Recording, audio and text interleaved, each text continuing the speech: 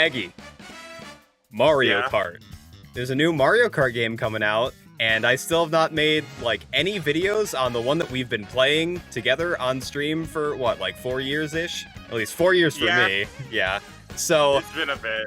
in the spirit of Mario Kart World coming out and Mario Kart 8 Deluxe going away, along with all of its amazing tracks, well, amazing and other tracks, I figured it would only be right to send it off by ranking all of the tracks that we've been playing. I agree. That seems relatively fair and not like a shut up.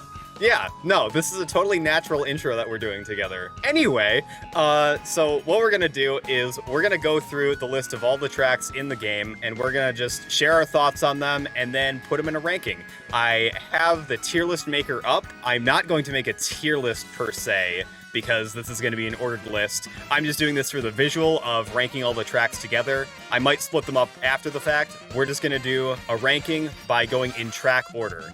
And Eggy, you're going to be doing your own list. I'm going to be doing my list. And then we'll see how we compare at the very end.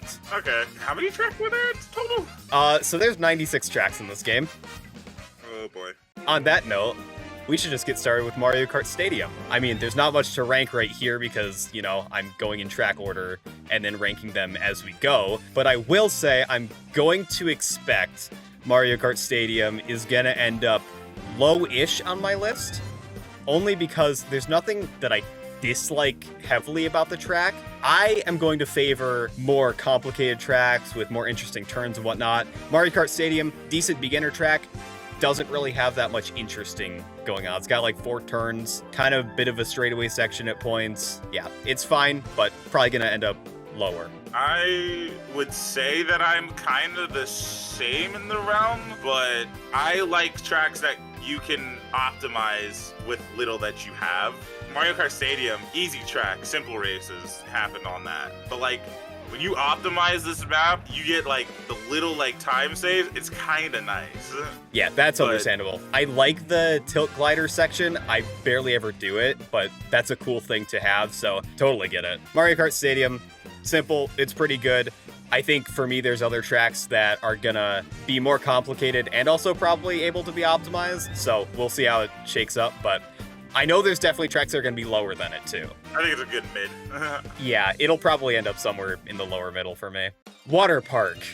I really think this track could be better. It's got, like, the big wheel that you go on. That's the anti-gravity section, and that's pretty cool. But other than that, there's not really a lot of this track, if that makes sense. You go in, you take the turn, and then you dive into the water, then it's the wheel, and then it's just that slight underwater section at the very end that isn't really all that crazy. And I'm not ranking these based on what I think the tracks should be like, but I do think that this is a little bit too simple for my liking. Again, nothing like egregiously wrong with it, but between this and Mario Kart Stadium, it's gonna go down to how interesting I think the turns are, and I think Mario Kart Stadium is slightly more fun to play. It's a big map that has a cool aesthetic, but nothing really interesting. You can optimize this map, like I said, very simple, but there's nothing really, like, there's no off-road except for, like, the last bit. And even then, it's just like, do you really want to take that cut? I'm pretty sure that's not, like, the best way to take that. And the only way to optimize it is use the air glider tech on the last turn where the glider is, and that's just not really too interesting. So I'm gonna put it a little lower. I might put it in D tier actively. You can see other, like, amusement park rides in the background of Water Park, and taking a good look at them, I kind of wish one of those was the track instead. Yeah, you could have tied in more than just going in the water section and having the loop be the thing. It's really uninteresting for me. Yeah, I mean, you could have more in the way of, like, water slides too, but that's getting too into what I think it could be. So we are going to move on to Sweet Sweet Canyon. I definitely like the section where it splits off into 2. I think both ways that you go, those are like fun little sections. Again, though, that's kind of like the centerpiece of the thing, and while I think that's better than Water Park, this is also just like Mushroom Cup syndrome, where it's like not really too much going on. Again, like a good chunk of it is taken up by the glider cannon at the start. Again, there's not really too much that I have to say about this one, just because it's relatively simple. And while it is fun, I would put it probably above Water Park. Still think that we're towards the lower half of the list right now, probably. Yeah, I think I'd put it in between Mario Kart Stadium and Water Park. That's... Interesting stuff happens. Nothing crazy happens. Like you said, the split kind of adds something and it's fun to think about. I like the aesthetic. I do like when maps look good enough for me to kind of ignore what I dislike about it. But like as you said, Mushroom Cup Syndrome, all these maps are going to be relatively simple-ish, and you're going to have to kind of hold that. But I like the idea of the candy aesthetic enough, and like that's just kind of what's carrying it. Nothing like too crazy. I can't really say anything too much more on that. Yeah, and for me, like most of my ranking is going to be how the track feels to play, because that's the most important thing to me. But there's a lot of these that are going to be very close together, and I'm not going to say that aesthetics or music aren't going to play into it at all, but that'll be more of the differentiator between two very similar tracks quality-wise for me, I think. Yeah. We're talking about Mushroom Cup Syndrome and how simple these tracks are. That being said, Thwomp Ruins, I think, is easily the best one in the Mushroom Cup. Oh yeah, no, I am definitely putting that above that. Actively, so much can go on in this map. Yeah, because this is the first time that we have actual hazards on the track, which make it interesting to go around. There's quite a few more sharp turns on here. The ending section is really cool. I do like that there is a mushroom cut at the beginning of the track, where it's something that's impactful, but isn't like a free win button at the very end, because that's something that I think we'll get into a lot later on, where there's some tracks where it's just like, there's mushroom cuts at the end, and they kind of ruin the end of the lap for me, because it's like, oh, I'm winning, but because somebody slightly behind me has an item, then I just lose. Like, there's a place for item play, but I think some tracks take bagging a little bit too far, but we'll get into that.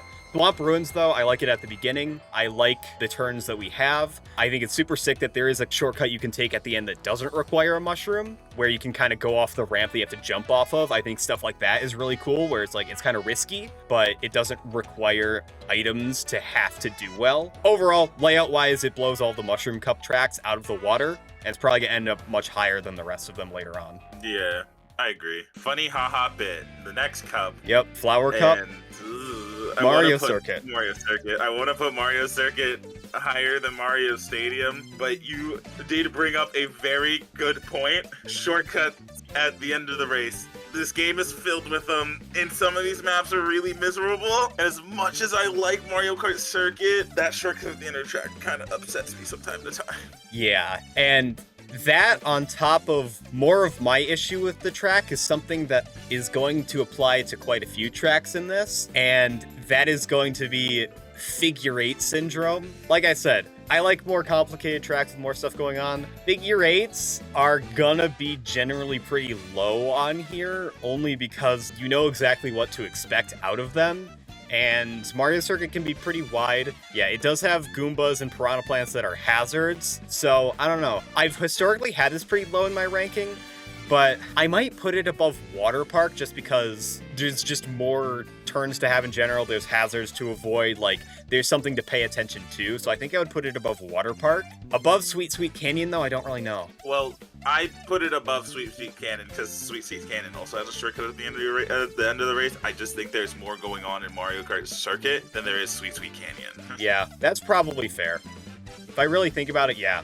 There are tracks that I will put, like, at the bottom of the list for just being a figure eight, and this is a Mobius strip, I know. Having some hazards at least puts it a little bit higher up on there for me. Yeah, Mario Circuit I'm slightly more active on than Sweet Sweet Canyon, and now I'm trying to think about putting it above Mario Kart Stadium. Let's see.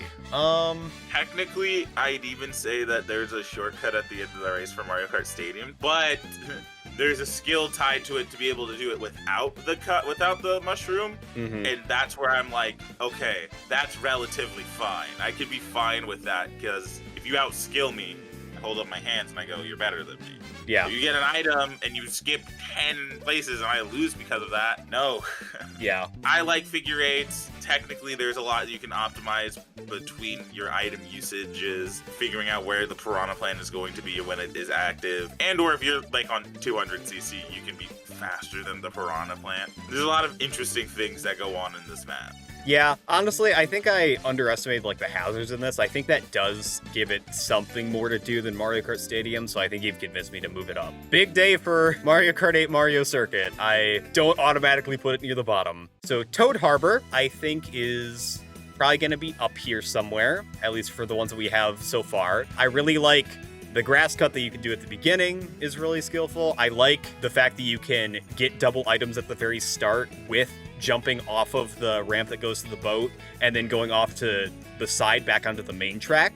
I think stuff like that is really, really cool. The cut that you can do like through the alleyway by taking the higher path after that is really cool. There's just a lot of interesting decisions that you can do that don't even require certain item plays. And I like that a lot. Really, the only thing that kind of brings it down a little bit is the ending is kind of a bit of a straightaway, but you still do have like the trams that are going downhill too, which do influence your pathing a little bit, and also aiming for the dash panels is pretty cool. So that's the only like kind of thing that I have with it, but it's still like not just, you know, a straightaway. So I think it's fine. I'm going to put this one pretty high up. I'm just going to decide between above or below Thwomp Ruins. Yeah, I think I'm going to put it with Thwomp. Yeah. Actively, everything you said is how I feel about it. I think I'm going to put it above just because there are more like interesting decisions, like I said, that you can do with Thwomps. I like both layouts just fine. I think it just has a little bit more going for it than Thwomp. Yeah, I do think Toad Harbor is an example of a relatively simple track that still has a lot to think about and decisions that you can make, where it's not like crazy obstacles everywhere all the time, but there's still like things to engage with on it. So yeah, I'd agree with that. I would put it highest on the list so far. Twisted Mansion. Yeah, we both kind of had the same reaction to that. I'm putting this low. Yeah. I'm putting this pretty low. Yeah, Twisted Mansion is another one very similar to Water Park, where I really don't want to harp on what I think the track should be, but there's just not a lot of time spent in the areas where I think it could be more interesting. The wavy path at the beginning is a straightaway where you just pick one straightaway or the other is not that interesting. Then you get one turn, then you go into the underwater section, which is overall pretty straight aside from the kind of Z turn that you do. But even then, it's not like the craziest Z turn in the game. Yeah, there's only like 2 real curve turns in there. And then the suits of armor at the end that chop down with the axes are really easy to avoid. And at that point, it's a relatively straight thing at the end. And then there's kind of that giant mushroom skip that you can do at the end that basically invalidates all of that. All that together, like, there's not really a lot going on with this track. Is it less than Water Park? Less than Water Park? No. But it's relatively close to being almost the same as Water Park. So yeah, this might be one where the vibe tie breaks it for me. They're both tracks where there's not really that many interesting turns on them. There's a lack of hazards, and while this is not affecting their actual placement, there are things that I think they could have done that would have gotten them placed higher. I'll say that. All right, Shy Guy Falls. Putting that all the way to the top. Yeah, this is definitely a better one. Like, I like the turns at the beginning. The waterfall is cool. Yeah, I like that you go up and down the waterfall, and, you know, the dash panels and the fact that the second part is a downhill keeps it from going on too long. I think the mushroom cut that's towards the end is actually cool because, you know, you're jumping onto the ramp, and there's a little bit of thing where you have to hit it at the right angle, because if you're just going on the ramp straight on, then you're gonna just fly off at the end of the section that you land on. So you actually have to kind of drift into the ramp there. So I think it's a cooler instance of a mushroom cut relatively towards the end. I will say one thing that does hold it slightly back for me, and this probably isn't gonna bring it too far down, but I will say the waterfall going upwards can be kind of jank sometimes, where if you're hit with an item and you're not near dash panel, then I've had it where it kind of turns me and then I kind of get stuck having to reorient myself going forward while the waterfall is pushing me back. It doesn't happen super often, but it is a jank thing that I do have to mention with this track, but it's still gonna go pretty high. I like everything about this track. I like everything you said, but it's also on like a technical standpoint, going up the waterfall and then learning that you save seconds if you hop up the waterfall. Yeah. and hit the boost panels. That stuff is interesting to me. Going down the waterfall naturally, you don't have to hop. You get the nice speed. The end turn, even without the shortcut, feels nice. Then going off the boost, like the ramps at the end are nice too. Especially in 200cc, when you find out actively you shouldn't hop on the second one because that leads you into a wall. You have to think about that. Yeah. It's very nice. And also the Shy Guy aesthetics. I'm biased. I love Shy Guy, but all you hear is their noise when you're you're driving by them and they're like working and or being hyped. But like, I just like that map feels so alive. I like it so much. Okay, so it's definitely gonna be the top 3 that we've talked about so far for me. I'm gonna put it above Thwomp's, and then I'm gonna slightly say that Toad Harbor, I still prefer that one a little bit, but I think they're both gonna be up there. Sunshine Airport. The beginning section, moving around the boxes and also the tires of the plane are pretty cool. I think the mushroom cut right before that ramp to the glider section is pretty cool because, again, you have to jump onto it and it's not like a free win button at the end of the race. I do think that the aerial section probably could have had a little bit more going for it. It's just like one long turn and then a glider section. You know, at the end, I like that you jump through the boxes to get like that cut and it doesn't require mushrooms. So it's just sort of a timing thing where it's relatively consistent, but you also have to be paying attention to it. I think it's just the middle section of it that isn't the greatest. I want to say it's fun, but when I'm really thinking about it, this map is not interesting. Taking away from that how I feel, I wish it was more like Sunshine, the aesthetic. Even if there's obstacles, some of these, when I'm really thinking about it, the turns aren't sharp or anything. It's just like, there's a couple of few ones, but it really is just full of straightaways. So really, actively, I might have to put it around the same place of Mario Kart Stadium. I don't like how much of the time is spent on the gliding sections. 8's gliding system is not as good as 7's was. It's basically just an on-rails thing at this point. You can't really adjust your trajectory too much without using the gyro controls. On this point, it doesn't even really matter because there's nothing to cut. It's still a more fun layout than Water Park or Twisted Mansion, I would say, but I would definitely still put it down. Dolphin Shoals is definitely one that I remember ranking higher in the past, but really thinking about it, this is another one where there's not really too much going on for it in my mind. Because you turn into the ramp section, which feels kind of straight when there's not a lot of things to avoid. And then the underwater section is a turn into another thing where it's just you take the pipes or you take the dash panels on the side, which is slower. Then, you know, tricking off the Mare is pretty cool, but again, like not really too much decision making there. The coolest thing about this track in my mind is being able to skip the off-road section at the very end with the glider section in 200cc. Other than that, the music for this track is really cool. I don't really know if there's too much else going for it. I was going to list everything you listed as like a plus, and then you explained some of it, and I was like, dude, you're right. Yeah, like... It is a vibes map only for me, actively. Yeah, like, it has some very well-dressed straightaways. The turns are kind of whatever, like, there's not too much. I don't think I would put it at the very bottom yet. There's things about it that I still like more than Water Park and Twisted Mansion. Sweet Sweet Canyon, I would say it would go above. I'm putting it above. Yeah, I'm putting it above Sweet Sweet Canyon only because, as you said it, well-dressed straightaways. This one is just dressed better. It walked into the wedding looking like the overdressed person actively. Can't wait for Dolphin in Mario Kart World. That's gonna be a funny one. I don't know, tricking out the eel makes it a little bit more active than some sections of Mario Kart Stadium. I'm gonna slightly put it above. Electrodrome. Okay, alright. I'm so sorry, Hunt. As much as the music is a banger, and I like the track aesthetic, the track is low-key boring. The track is, there's a lot of straight with no real active, like, turning except for, like, the end with the split path. But actively, there is not a lot going on in that track, driving-wise. It's kind of miserable from time to time. Like to be on it. I like to listen to the music, but dang. You're low-key boring and a lot of straight. Thanks.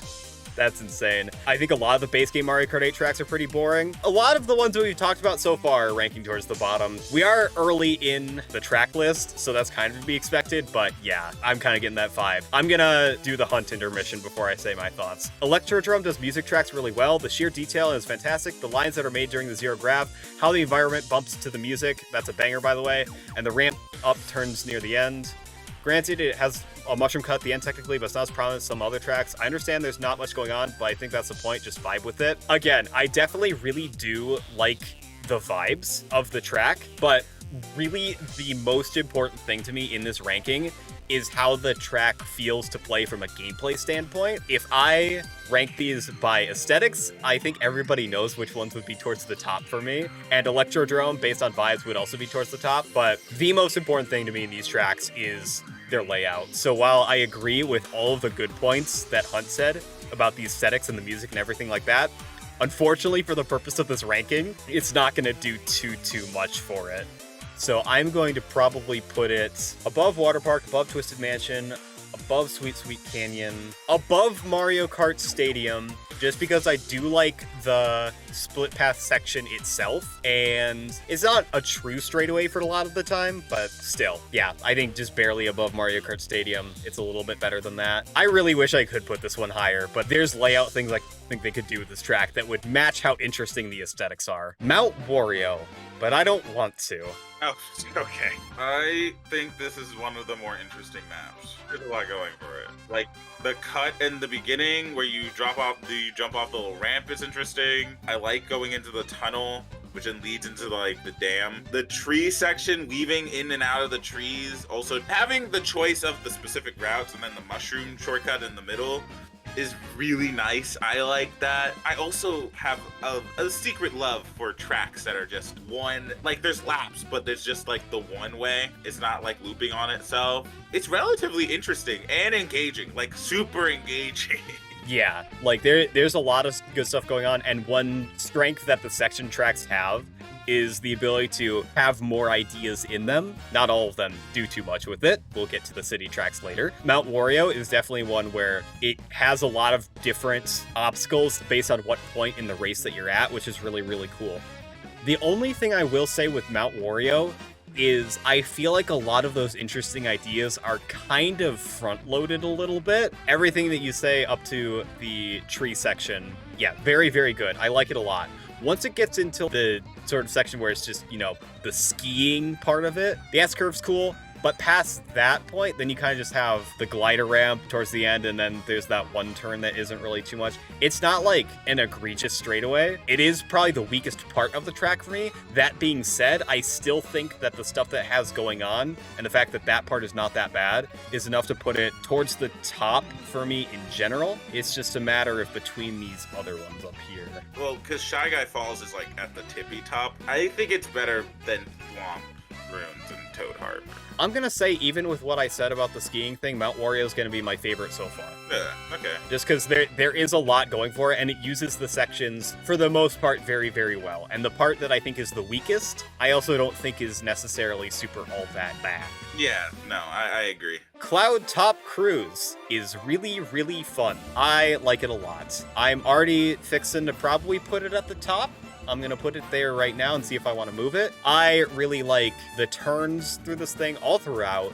Like the S-curve at the beginning, the way you can bounce off the little jump pad that's on the side before going onto the turn on the airship. The airship turns are really, really cool, especially the right side. Like that's just a really tight turn that you have to do upon landing, but it feels really good to do. It does have the straightaway through the thundercloud section, but it does have added engagement of having to pick which dash panel you're going on based on where the lightning is. So I think that kind of balances it out a little bit. Being able to cut through the leaves at the very end without a mushroom, like the mushroom helps, but again, having like a skilled cut that you can do without items is always a plus for me. This is one of those tracks where I can unequivocally say is fun for me all the way through. So I think I would put this at the top for the time being. Yeah.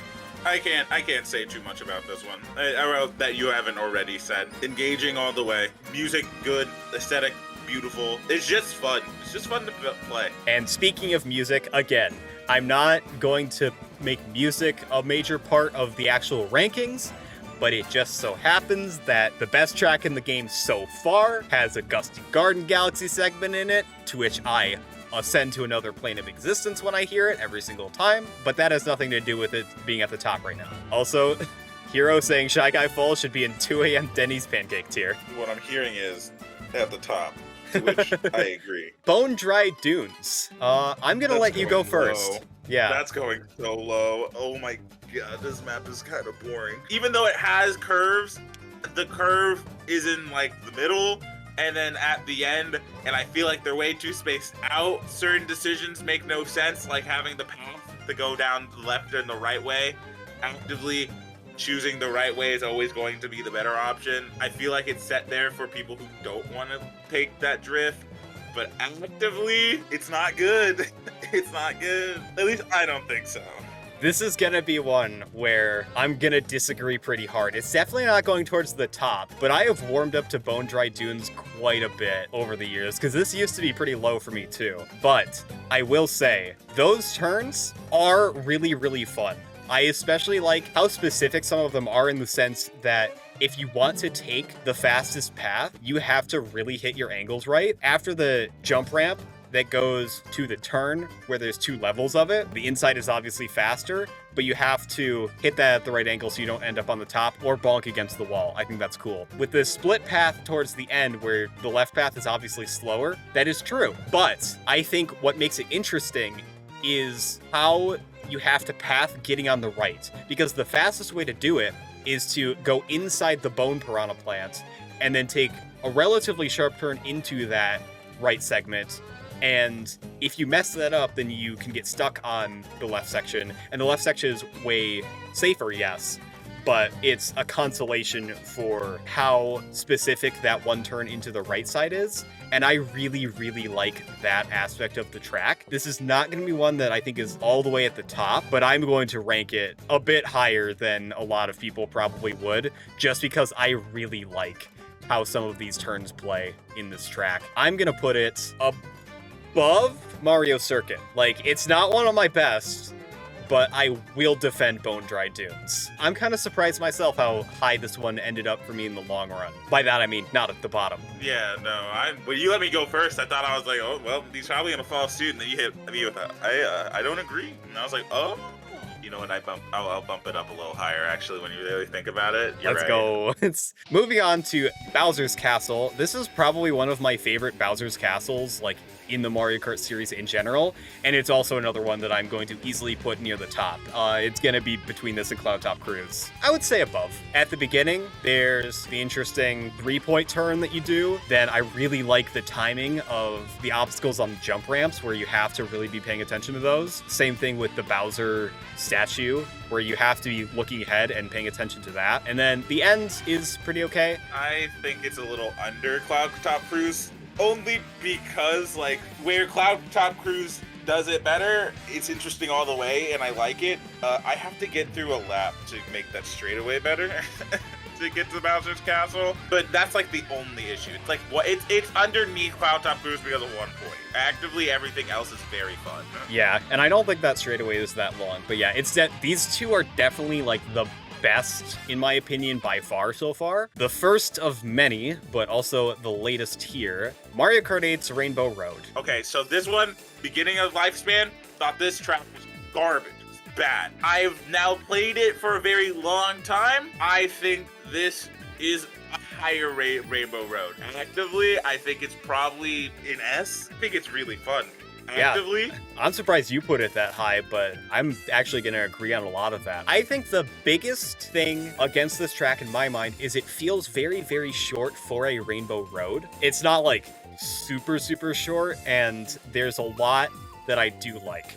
The turns at the beginning, very, very sharp, very, very fun to pull off, especially in 200cc. I think the weakest part of it is definitely like the conveyor belt section. Again, not playing aesthetics into it too much. I think the Space Station Rainbow Road idea is cool, but it doesn't look as good as I think it could, and I think it's the most boring part of that track, also from a layout perspective. But one of my favorite parts of this track is the track jump that you can do on the split path at the end. I think it's fun to jump off of that and maybe have a mushroom to do the off-road section there, or maybe not and you have to drift around. It's cool. Then there's the turn at the end, which is relatively standard. I also think that this is a very active, very fun one. I wish it was longer, but I am also going to put it pretty high up there. This is just kind of a fun track. It is really only tight turns and decision making, and the only time there's like a gap where there's not is like how he said, the conveyor belt section. Even then, there is a bit of skill in there. Like, I believe you can drift on the lip of it, so you don't really need to do the conveyor belt section of it. That's also true. I'm gonna put this high. Probably above Toad Harbor, above Mount Wario. I'm shocking myself too. Yeah, I'm putting it above Mount Wario. Having really interesting tight turns and maybe like a track jump does a lot for me. Hero says, no, I think the track looks boring to me. Don't like the station vibe. Personally, I don't like zero gravity section. It's all zero gravity. I can definitely see that for the purposes of our ranking. Like, the aesthetics don't really play a role in it. I think it's my least favorite aesthetics of any of the Rainbow Roads, but again, I'm mostly just focusing on layout, and I just kind of disagree on anti-gravity sections because I kind of prefer the push and pull of like maybe speed boosting off of people. I like how that's an option, but it's not always the greatest thing to go for, like if they're trailing items or something like that. I've always personally liked anti-gravity just because like there's the opportunity for a little bit more flow, but if you don't do it, then you're not like missing out on a ton. I can see how difference in stance on the game mechanic can affect your enjoyment of that track. How are we feeling about Moo Moo Meadows? I want to put it high. I do.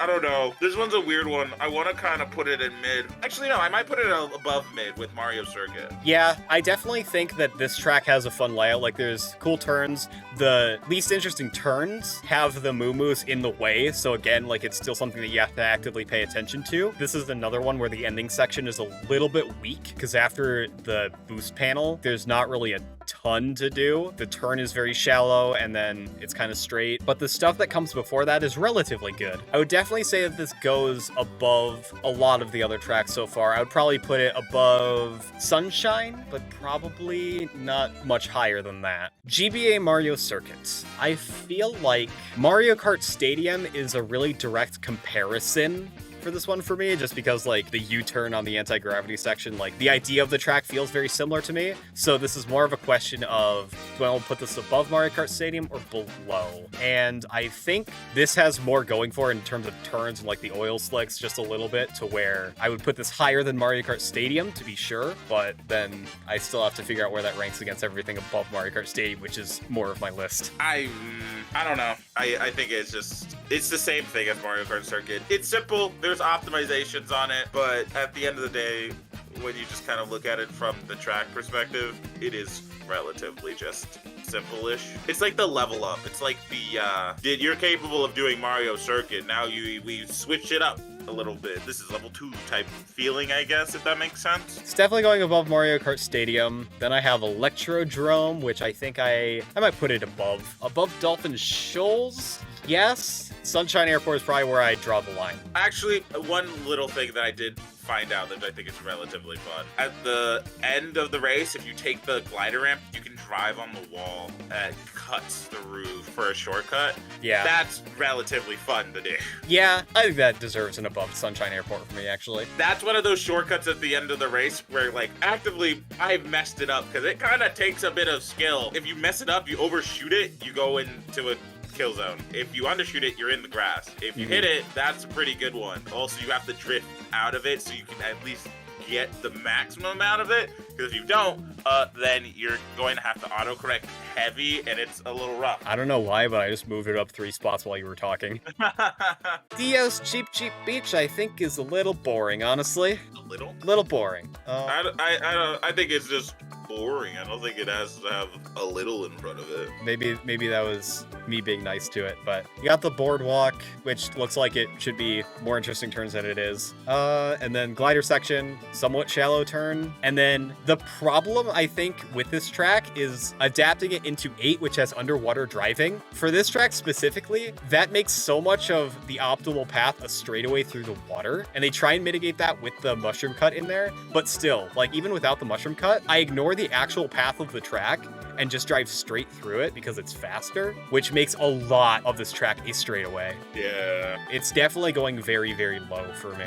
I don't think it's above Dolphin Shoals for me. Definitely not. I think above Sweet Canyon, then maybe. I don't think above Sweet Canyon, just because there's just so much of this track that's relatively straight. The sidesteppers being there, kind of a thing. It's still not that great. I feel like the section in the middle is so weird to have. The above water section is so pointless, and driving through the water, it's always the better option. Yeah, that's the thing. Exactly. Yeah, I think what makes a good split path is is there an interesting decision to be made taking one or the other? Even if that's like, is it better to take the slower path to farm coins or get items and not have to worry about other people's items for at least a little while? But this is a decision where it's like, do you want to go above the water and have to take a superfluous turn? Or do you go under the water and take a straight shot that makes the turn superfluous? I think that decision actively takes away from the decision of the track, because the more interesting decision is always the most boring one. Even Electrodrome, the paths you can take are in their own right a little bit more interesting, and there's an argument to be made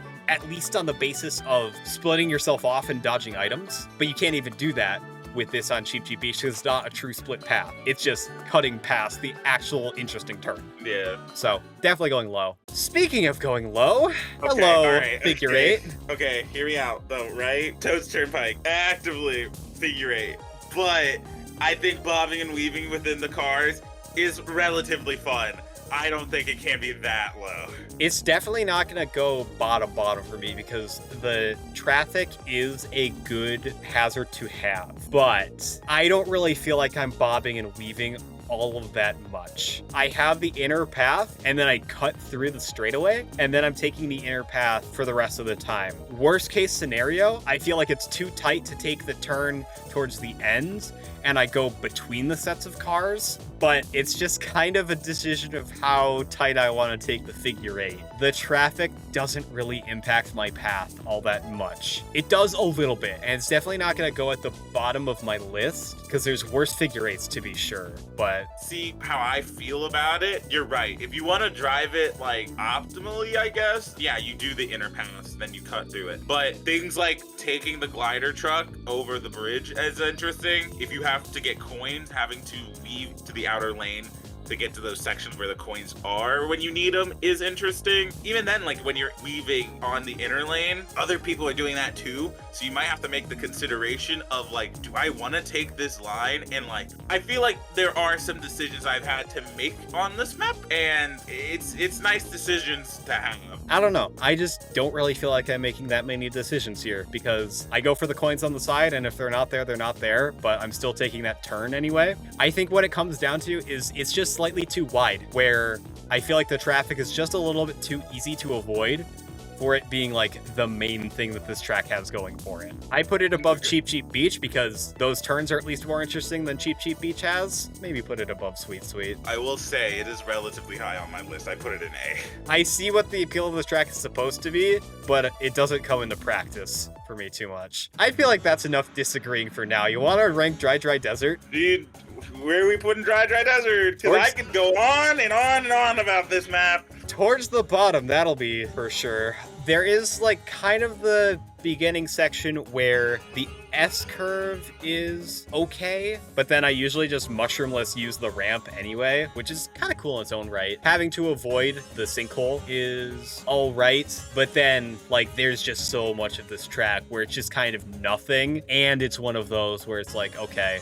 bagging is too intrusive on the ending section of this because you can just skip so much of the end of that track after the Oasis. And also, the Oasis doesn't really feel that good to drive through. You would think I would want them to break up the monotony of the sand, but then the geysers being in the way kind of breaks up the momentum a little bit. No, this is definitely going relatively low. Is it going at the very bottom so far? I would say so. Yeah, this is everything wrong with desert courses that you could have, where it's just not aesthetically pleasing, which again is not factoring in my ranking, but it's a symptom of the fact that there's not that much different going on, and then the track itself is invalidated in a large section of it. And even then, you could have fixed this map easily by putting like death planes in specific areas. You get a golden mushroom and a star, you are skipping at least 25% of the map. Donut Plains 3. I have some things about this track that I go back and forth on them being positives or negatives. Like it's, the turns in this track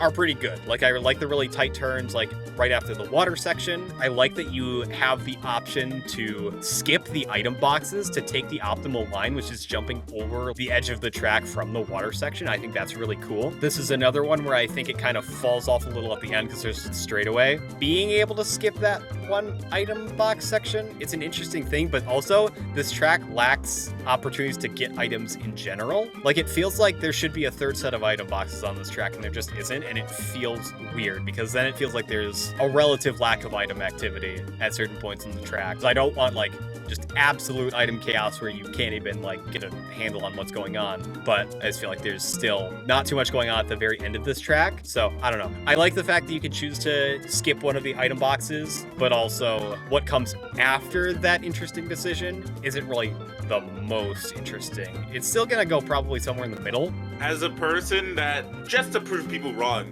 drove this track without using items and avoiding the item blocks actually all when I did not get one. This is a nice line track. I agree with the cut where, like, oh, you can choose to get items or you can choose to take the opposite route. I think that's always really fun. If you have a mushroom in the beginning, you can go into the water and take like a super like nice cut. And that's just kind of nice, but I don't think it's nice enough. Trying not to have like item play drastically change how I feel about the map. But this one, like, out of most maps, it's nice to do, but like, is it a nice enough? And I haven't really been factoring in item play only because, for the most part, it doesn't affect my opinion of a lot of these tracks, exception being Dry Dry Desert. Like, the item play is sabotaged by the fact that bagging is just so prominent, and I don't generally like that. I think item play definitely does factor in this one a lot more just because of that decision making. And despite my reservations about it, I did end up ranking this relatively high compared to what we have. Like, it's in the upper half. I ranked it above the Mario Circuits. Yeah, I think it's a relatively interesting map, even with not too many item sets. It's still fun to drive all around. All right, so Royal Raceway. I think the beginning is good, and then I think the ending is good. I think there's a lot of straightaways on this track. The straightaway at the beginning is relatively long. Then you have the nice S-curve, which is kind of cool. But then, like, the glider section, the ramp leading up to that is very, very long. It's a decently fun track, but it's not one that I have a super ton that stands out about it to me. I think playing it is fun, but when I'm looking at it, I'm really thinking about it. Yeah, no, it's kind of yes drift, and then that leads into that really tight U-turn, and then after that, that's just kind of straightaway central until you get to the end where it's another S curve. It might be better than Mario Circuits. I don't think it's better than Donut Lane. That's kind of where I was looking. I was looking above Mario Circuits just because I think the turns that there are more interesting than the Mario Circuit ones. Yeah, it's probably going to end up somewhere middle of the pack for me. 3DS DK Jungle. This is one that I personally really, really like. I like the turns through the tight jungle section at the beginning. You can trick off the roots there on the split path. I like avoiding the tikis on that turn right there. I like that you can do the glider ramp after that section mushroomless, and it's a relatively tight turn. I like the U-turn in the banana temple. I think the only real thing with this is just I don't really think the glider section has really too much to do here. But then, like, at the end, I like how you can choose to take the tight turn and do the gap. That's always a fun one to pull off. Overall, there's a lot of interesting turns on this track that I really, really like. I agree. I don't think there's any, yeah, you said everything I needed to say. It's just one of those tracks where, like, something is always happening, kind of just nice to do. I do think the glider path, they could have fixed this very easily. They should have just made it a bottomless pit. If you fall, then the underwater section is not interesting either. I'm putting it in my top 5 so far. I put it above Mount Wario. I put it below Rainbow Road. I guess it really does come down to the fact that that glider section is there. I guess that can be the tiebreaker. I'll put Rainbow Road above it. DS Wario Stadium.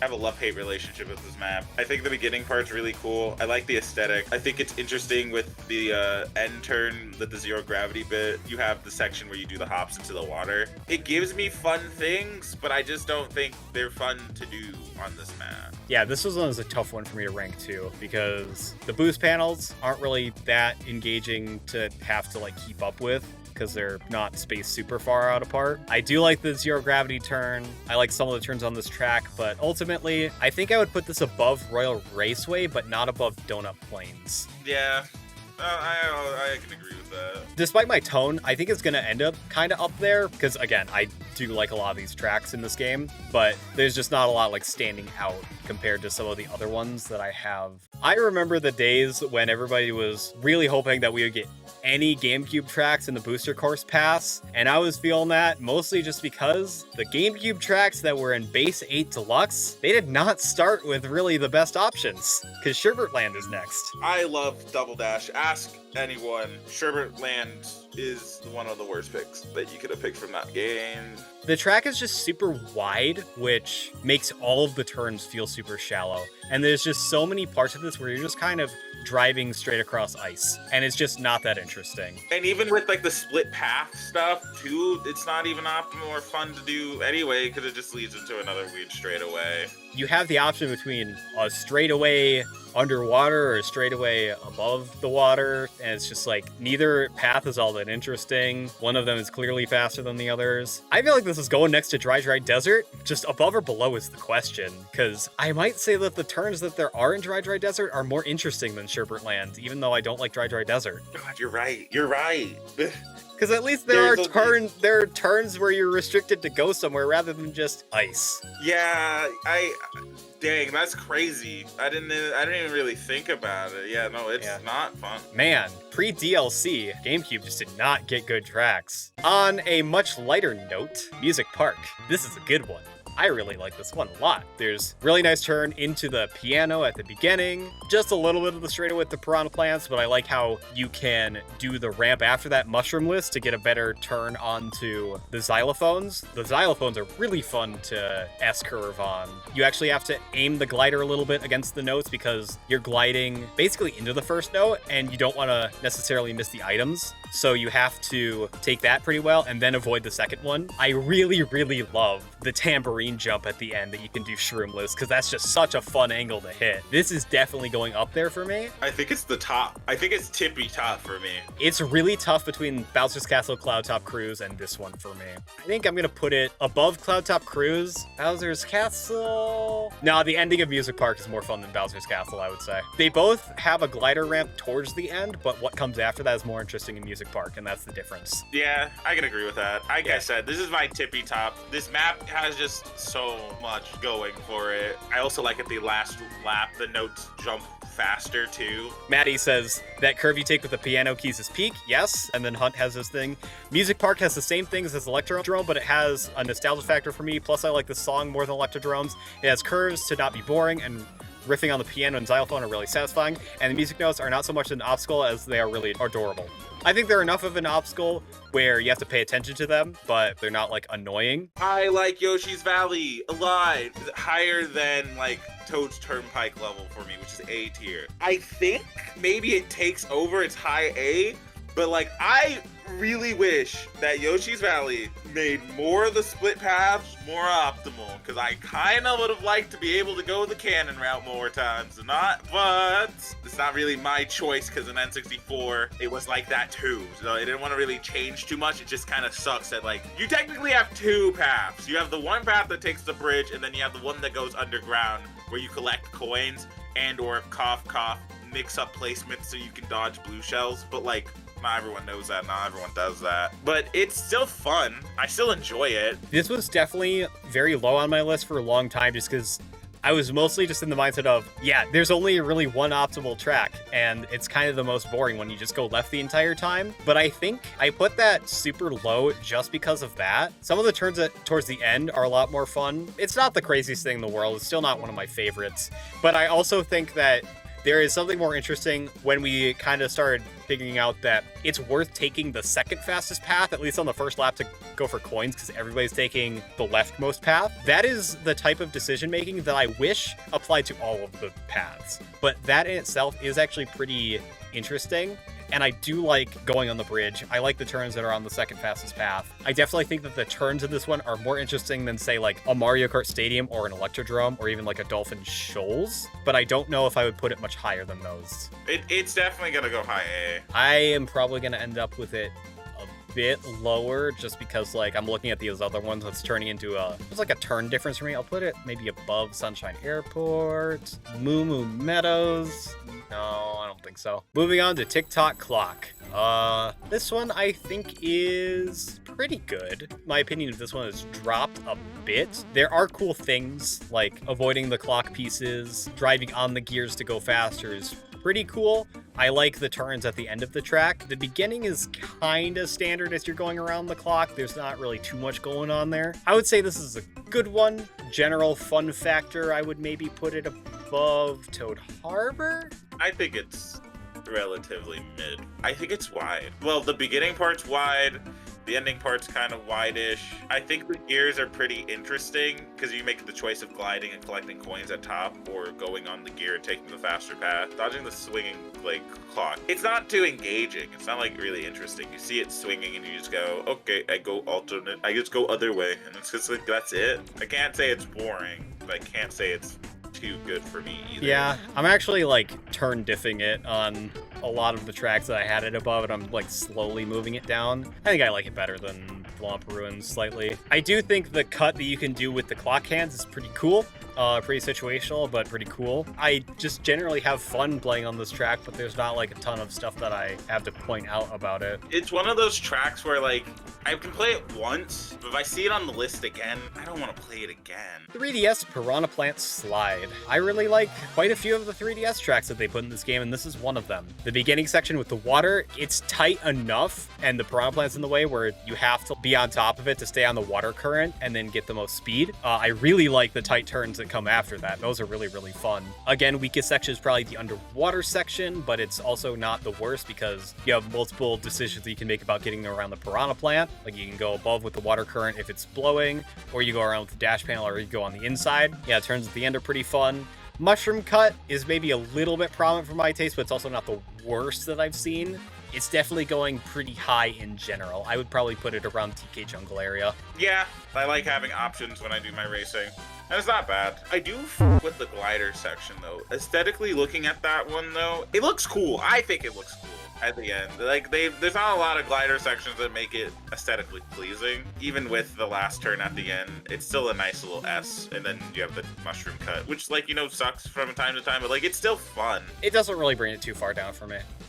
No, yeah. No, I think it's relatively high. I put it like next to DK Jungle. Yeah, same here. Grumble Volcano, another one that I think is really cool. I think the turns are consistently fun. The glider section is probably, again, the weakest part, but I think that's kind of a trend. I think that has more to say about how you feel about gliding in 8 Deluxe in general. Like I said, it's not as good as it was in 7, but even then, like, there's a lot of really tight turns. I like how they get tighter as it falls away. This is overall just a really, really fun one again. I like tracks that are ever changing. The track getting a little bit more, it's not crazy difficult, but a little bit more difficult, and you have to kind of tighten up turns because the track is falling apart is super interesting. I like it a lot. Also, the turn in the tunnel, the turn before you get into the tunnel, beginning part's really nice. I do wish though at the end that the choice for the glider section and or the taking the optional path were like a nice little thing. Like I feel like you could have done something with it, but I still got a really good map. It just went above Piranha Plant Slide for me. I put it over DK Jungle Piranha Plant Slide. You know what, given the ending sections, I would say, yeah, that's the difference with Grumble Volcano and DK Jungle. I'll put it above DK Jungle too. Second Rainbow Road of the list, N64 Rainbow Road. Not to spoil too much, this is probably going to be my lowest rated Rainbow Road. There's just not that much going on with it. The only real hazard is the change knobs in that one section. And aside from that, it's just not a hard Rainbow Road. I'm trying to go just on layout and try to ignore the fact that it's a Rainbow Road, but it just feels weird. Its original appearance doesn't factor into it too, but I didn't like it in 64 because it takes too long and isn't hard, and I don't like it here because it's too short and it isn't hard. Because they just made it a section thing, but only one lap of the original, which is too short. Yeah, I like what they tried to go for, but the only cool turn is at the end, and that's like the circle. So, truth be told, it's higher than Tick-Tock Clock for me. It might be lower. Wait a second, yeah. It might be going lower. Ooh. Well, how low do you have Tick-Tock Clock? Because I have Tick-Tock Clock kind of high. I have Tick-Tock Clock in mid. I do think just the basic flow is generally more fun than like what the GameCube tracks that we have going on. You know what? I'm gonna put it one spot below Toad's Turnpike, and the traffic is the difference. At the very least, Toad's Turnpike has the courtesy of hazards all the way through. But yeah, that's fair. Lucky you, we got DLC in Wii U Mario Kart 8, and they remembered that Double Dash has good tracks. It's Yoshi Circuit time. Eek! It's so good. Yeah, Wait, no. Sorry. As of Double Dash Joy again, it was almost peak. It's still going really high on this list. Yep. But they should never have taken up the shortcut where you had to drive off and go into the tunnel. I refuse to forget that. But good turns, very fun shortcut. The waterfall shortcut, just in the beginning, it's very sick. I like it. It's simple and it's cool. Cutting through the Piranha plant, if you know how to do it, it's like with your boost is sick. Then cutting through the tires, if you know how to do it, is also really sick. This track is just all turns, and there's only one straightaway, and that's at the end. And even then, that leads into a shit ton of things too. I do think that, again, this is one where the ending of it is the weakest part of it, and I think that will give me the difference between this one and DK Jungle. Oh, I think I'm gonna put it above DK Jungle. I think it's above Rainbow Road for me. Low key. Hunt said Yoshi Circuit is shaped like Yoshi its peak. Yo, it's a cool idea. I wouldn't rank it high on that idea alone. The fact that Yoshi just happens to lend himself to having a lot of really tight turns makes it work for me. There's not a lot of characters that you could do the outline of and have a good track, but Yoshi is one of them. This map is just so good. It's so interesting. It's just so neat. And to be clear regarding that shortcut, I don't think it would have affected my ranking too much. And also, I am not ranking it based on how the track originally was. I'm ranking it purely on how it plays in this game. All right, everybody already knows the meme. Excitebike Arena, we put you at the bottom. This is a cool idea, right? On paper. Yeah. In execution, this map is way too large. I don't think there's enough variance of the map to really do anything too much. And also, did I mention that this map is way too large and they make me do it 3 times? Yeah, I've alluded to it, but there is one thing that is definitely worse than a figure 8 or a Mobius strip, and that's being an oval. The only thing that's going for it is the fact that I'm just pressing the trick button a lot, but that's not super engaging to me. All this has going for is avoiding items on a straightaway. So there's not really all that much to do with like wall bounces or anything like that. As much as I don't like the GameCube tracks, there's at least variance in the turns there. I think it's cool to have an Excitebike themed track. I don't think that you needed to have it be just a flat straightaway with ramps. Like, I feel like you could have had an Excitebike themed track go in different directions, literally. It's the same thing that I feel with stages in Smash Bros. That try to be a one-to-one of a retro game. It's a cool idea, but it comes at the cost of a gameplay experience a lot of the time. With like 75 meters or Mario Bros, it's like too intrusive and annoying to play on. Excitebike is the opposite. There's just nothing going on when you make it a one-to-one. We'll move on to Dragon Driftway. This is fun drift heaven. This is going to be another one that I think is going to be very high just because I am always doing interesting corners on this one and I really like it a lot. Honestly, I really don't think there's too much more for me to say about it aside from that fact. It's just the epitome of really, really fun turns. It's not going to go right at the top, but it's going to be somewhere up here. I don't think it's above Rainbow Road. It's above Grumble Volcano, though. That's about where I was looking. Not using aesthetics. Gameplay-wise only, very fun. You're just holding drift. The amount of purple drifts. If I can get multiple purple drifts, so nice. It's so nice. Yeah. Actually, I think I will put it above Rainbow Road just for that. Cloudtop Cruise, Bowser's Castle, Music Park have more things on top of their interesting drifts that put it over Dragon Driftway. Yeah. Which, now that I'm saying it out loud again, very fitting name. I didn't put it over Rainbow Road because, like, as much as I do like drifting, I do like hopping off the map to go to the other track. It's a little bit more interesting than just drifting. It's like a gameplay feel difference for me. I feel more active with the drifts on Dragon Driftway, very slightly. Mute City is definitely one that I like. I don't want to go too far ahead. I think Big Blue is definitely easily the better of the two F-Zero tracks in here. Honestly, this has gone a little bit down for me, only because there are a lot of straightaways on this one, where I don't really feel like it's doing as much with the F-Zero speed as it could. Like, you have dash panels on the thing, but it's kind of like half and half, like really interesting turns and just kind of straightaways. I do like the shortcut at the end that Hero mentioned. That's pretty cool. It's definitely one that I like a lot. It's gonna go towards the top. I'm gonna say I'll give it above Mount Wario. Yeah. I was about to say below Piranha Plant Slide, which is just above Mount Wario for me. It's fun to play, but it's definitely just straight away heaven sometimes. Like, you just kind of are hitting boost pads and that's it. And then at the end you can skip it. You could use this, you basically could skip it. And it's like, dang. It's still got like a fun factor to it, going on the sides to get coins and whatnot. I feel like the way I'm talking about the straight is it should be lower, but the boost panels also kind of make up for it, and just the general feel of it kind of balances that out. Put Excitebike in SS tier, as long as there's an A before those S's. Hey, yeah.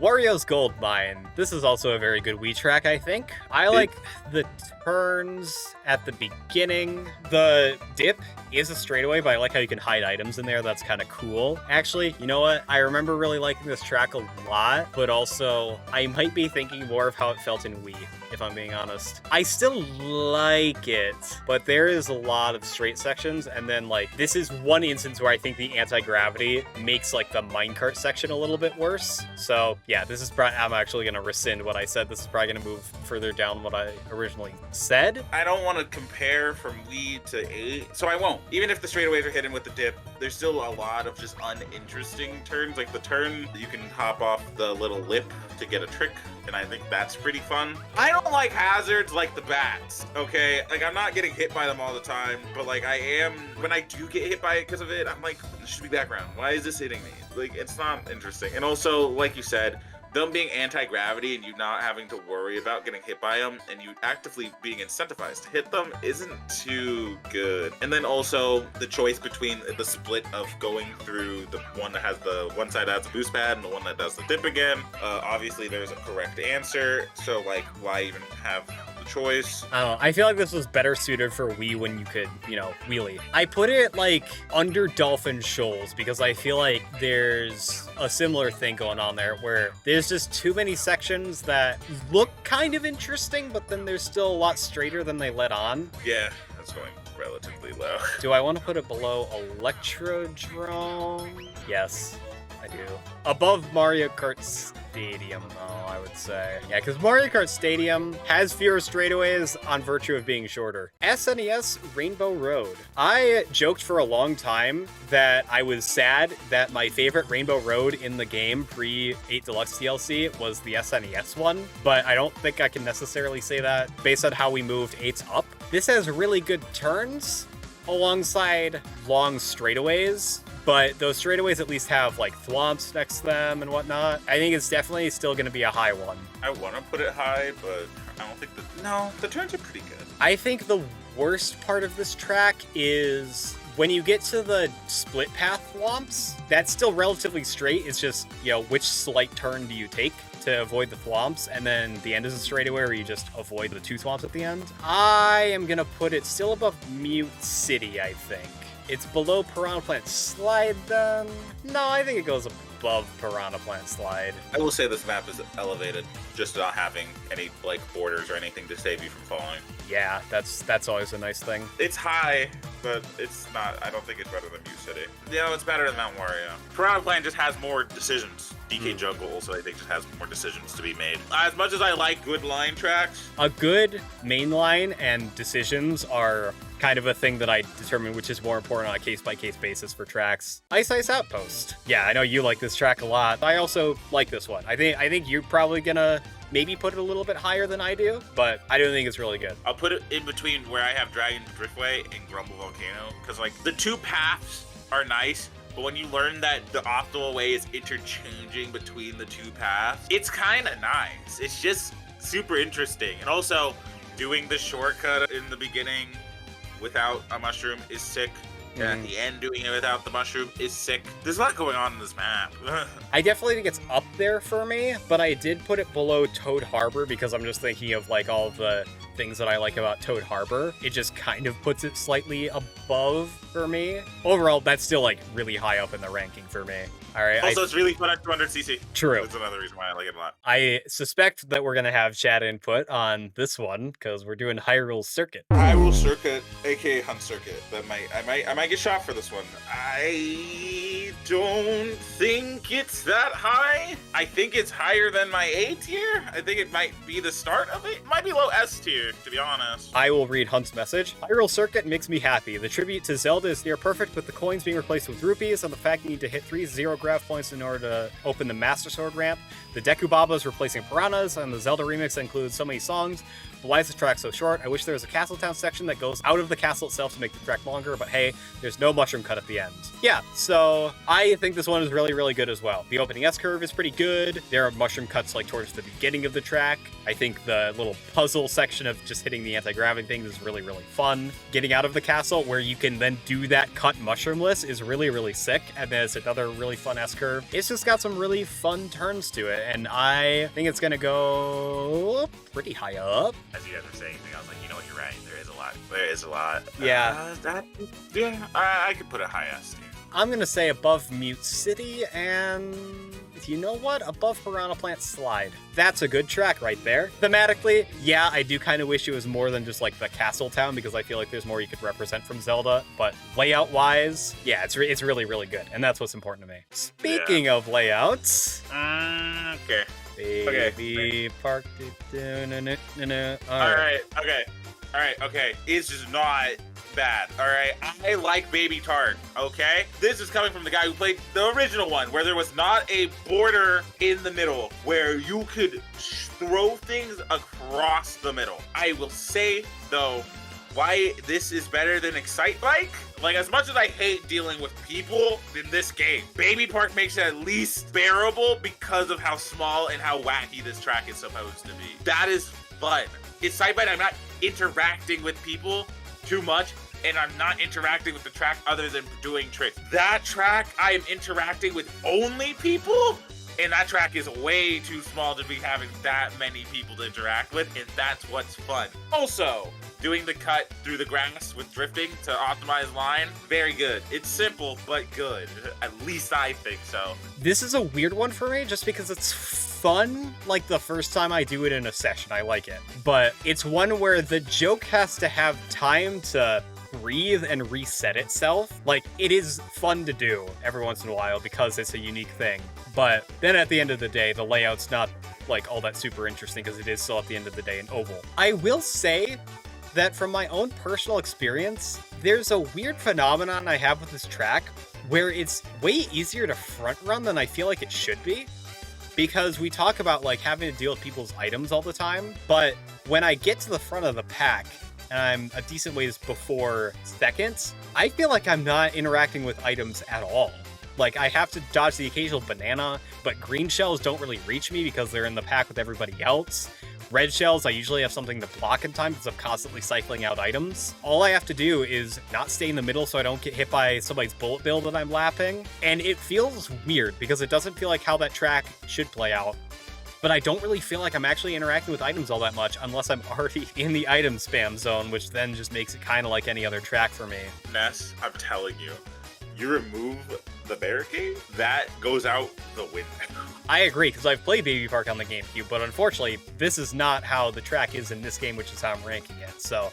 Yeah, I know. It's just, as soon as they put the barricade in 8, it went down because you're not interacting to the maximum capacity. When there's not a Bowser shell that's coming at me from someone behind me, then it doesn't really come into play. Like, it just becomes front-running like any other track. And it's weird that it's like that, but... So I'm gonna put it above the tracks where I just feel like I'm not really interacting with anything. I'll put it above N64 Rainbow Road. The item play becomes this course's hazard, which is more engaging than, I would say, even Toad's Turnpike, maybe. But past that, like, it doesn't come into play enough for me to put it much higher. Well, technically in my A, I have it above Toad's Turnpike. Oh, we got Cheese Land. We've already said a lot on this track, haven't we? Yeah, but it's not going to be as low as I would want it if I wanted it before, because the shortcut's miserable. The bullet bill extension, miserable. Yep. All right? But I can agree with some people. When you take that away and you actually just play the map, it's pretty good. I had that little intro because I figured that we were just going to talk about the shortcuts at the end of the race, because I do think Cheese Land is one of the most egregious when it comes to that, where it's just like, you get like a triple mushroom. You're getting first from like 8 sometimes. And that is a scenario where I do think bagging is too prominent. But for a desert track, those are some really fun turns throughout the rest of the track. I'm trying to figure out how much it really docks it by having that shortcut, because like that doesn't really change how it feels to play for me, and I still use it sometimes. So like, I don't know how much I want to bump it down just from the disappointment of somebody else taking the boring path. I have it above Sunshine Airport and below where I put Bone Dry Dunes. It's Still interesting. Right, guy's right.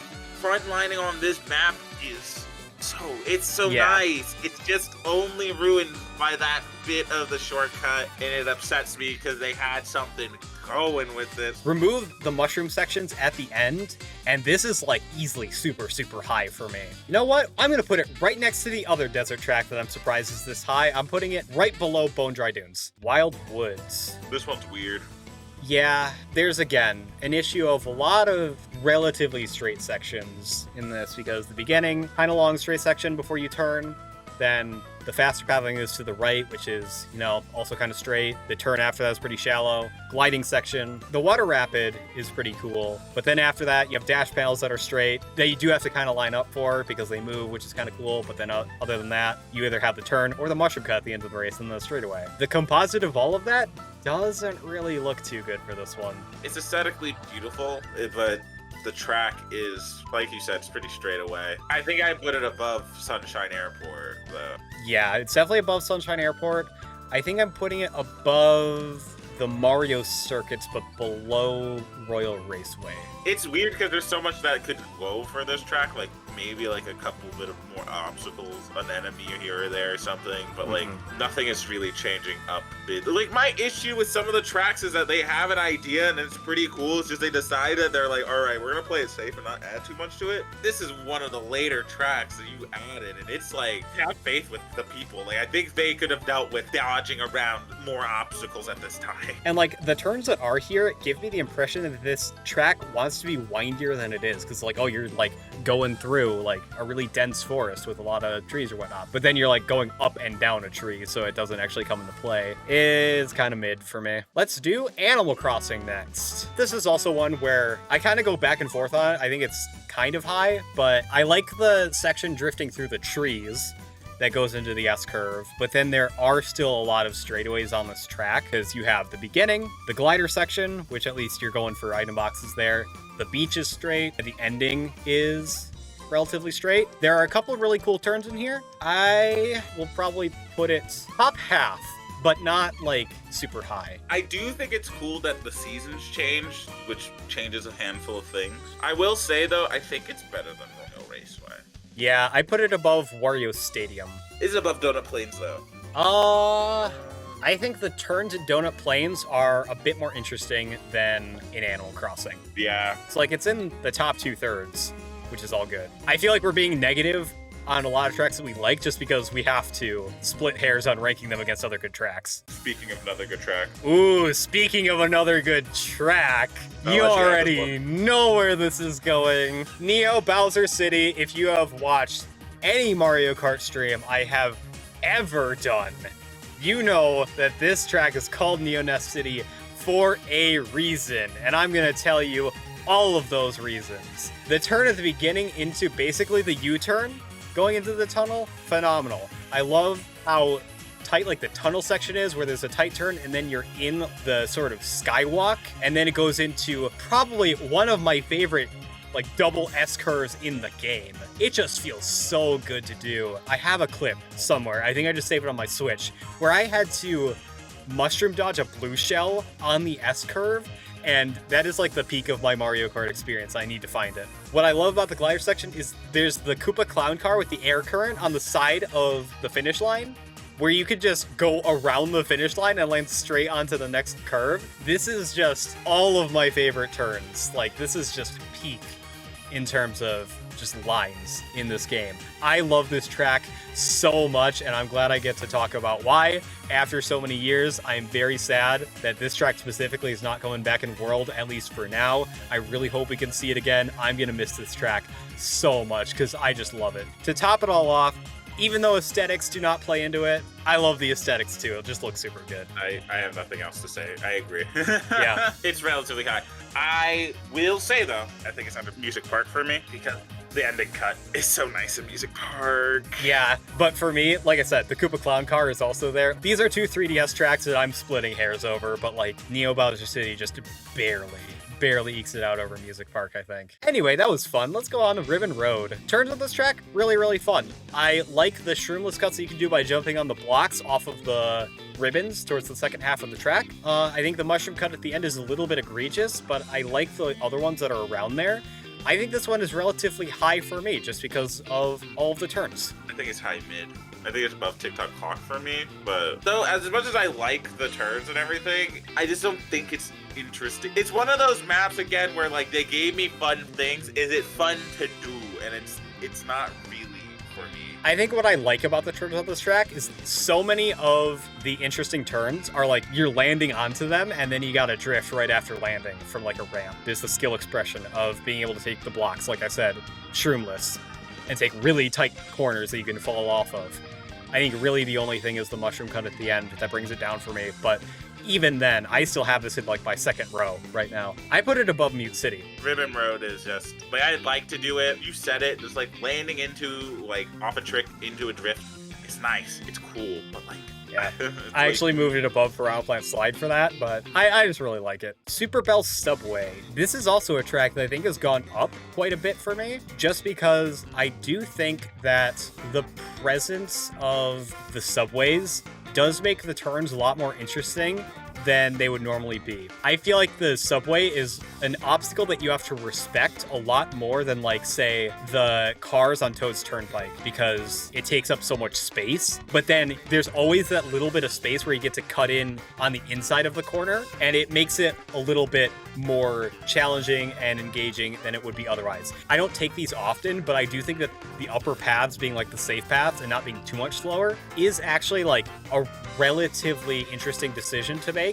And they are plenty windy on their own. Like, they're not like straight paths above the rest of the track. Mushroom cut at the end is a thing, but it's whatever. I remember not liking this track that much when it came out, but it's definitely gone up there quite a bit for me. I think there's always something going on. It's interactive in the way, like you said, with the trains, the pathing is just like, I like my... Yeah.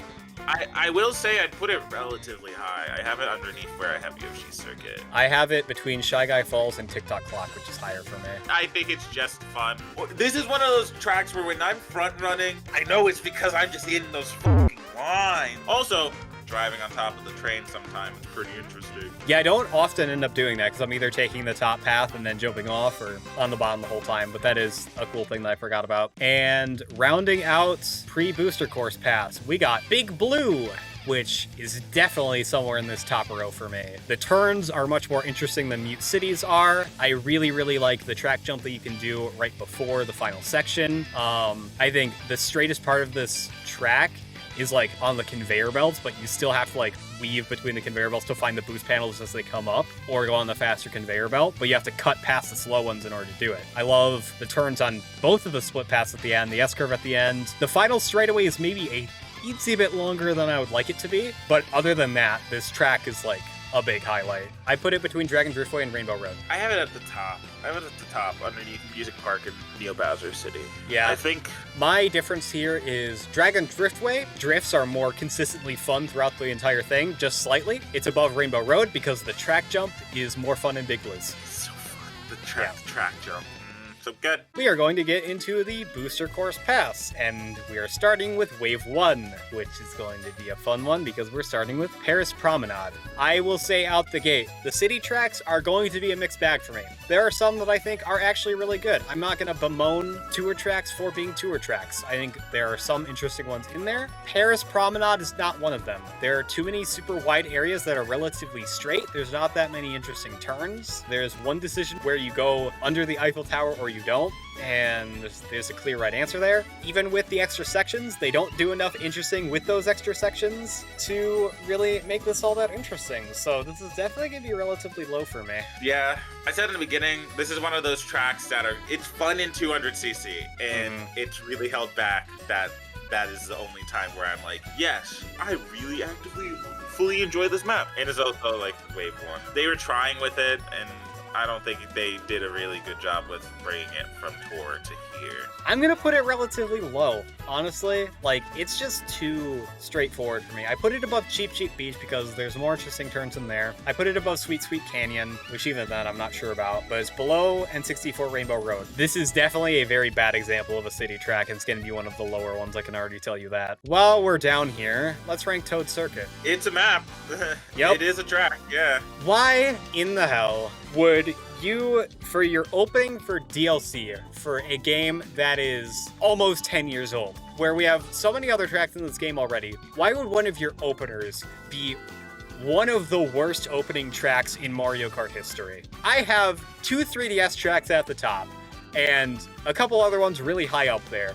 I think the 3DS overall has really, really good Nitro tracks. And Toad Circuit. As much as a meme as Excitebike is, Toad Circuit might just be competing for bottom spot with it, because at least Excitebike lets me mash the trick button. I don't know.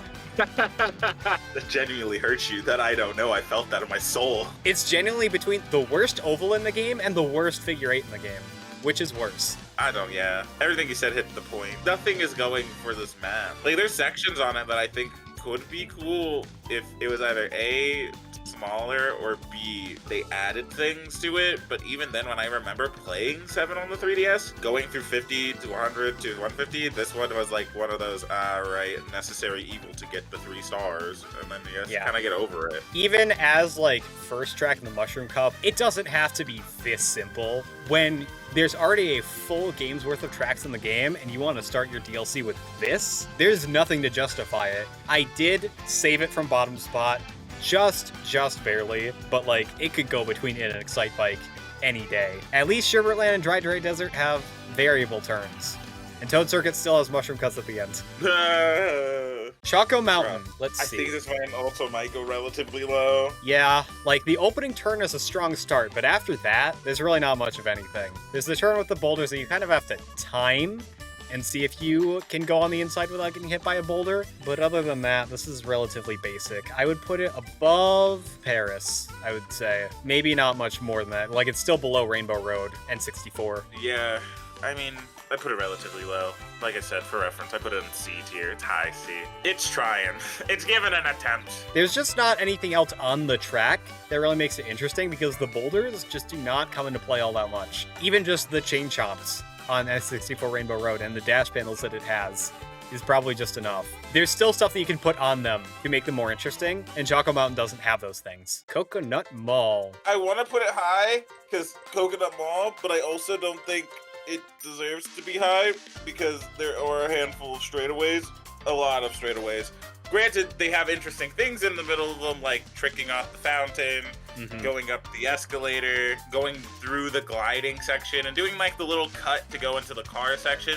But there's a lot of straightaways. I feel like there's sometimes a scaling issue with particularly the Wii tracks that I've noticed, where it feels a lot wider than it did in Wii. And I think as a result, it's not as good as it was in Wii, because like, obviously, Coconut Mall in Wii, very good track, very fun. I still think it's good here, but it's like slowly gone down every game it's been in. The escalators are interesting. They break up that straightaway by, you can trick off the ramps of the escalators, which is a little trickier. I like the mushroom cut through the shop at the beginning, because you can kind of do that first lap sometimes. The second escalator into the turn is cool. That second fountain is the most egregious straightaway, but even then I kind of am swerving to trick off the trees and then the fountain. This is a situation where I think the glider section makes it a little bit more interesting, because you can shroomless go over the corner of the track and not have to glide straight. If you had to glide straight there, yeah, it'd be really, really bad. The way you can skip over that in 150cc without a shroom, and then you're basically landing on the cars, which makes it more interesting to avoid those. So I still think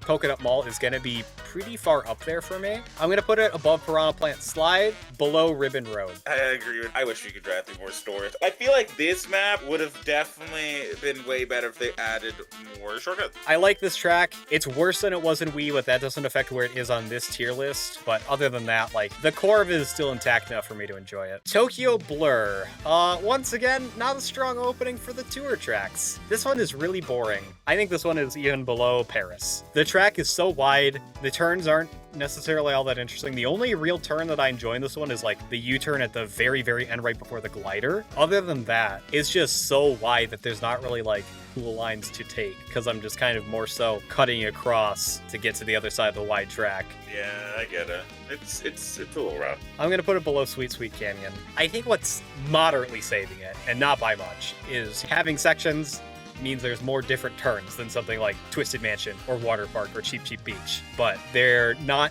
that interesting. I think it's a little higher for me because, like, even though the tour track's a little rough right now, I still like the mechanic of switching laps. It adds up points. Not a lot, but it adds points. I think having sections has the potential to make tracks more interesting. I just don't think Tokyo Blur does anything all too interesting with the extra sections. It's just kind of more of the same. DS Shroom Ridge. I think it's a decent traffic course. It's not the most like out there layout, but I do like how tight the turn at the beginning is, where you're basically doing, feels like even more than a 90 degree sometimes. It's really the beginning of it, like the first half, that I like a lot. The tunnel is okay. The S-curve at the end is cool. I do like the mushroom cut at the end where you have to trick off of the air gust that's going. It does cut a lot, but it is also like a little bit of a skill check. Hunt also has something. In all honesty, Shroom Ridge is my favorite of the moving cars tracks. There aren't a lot of shortcuts, which should make it boring, but the cars are enough of an obstacle to make it not as boring. There are also not as many straightaways to keep things fresh. Issue I have with is the item placements are a little wonky. I can kind of agree with that. Yeah, I'd definitely say this one is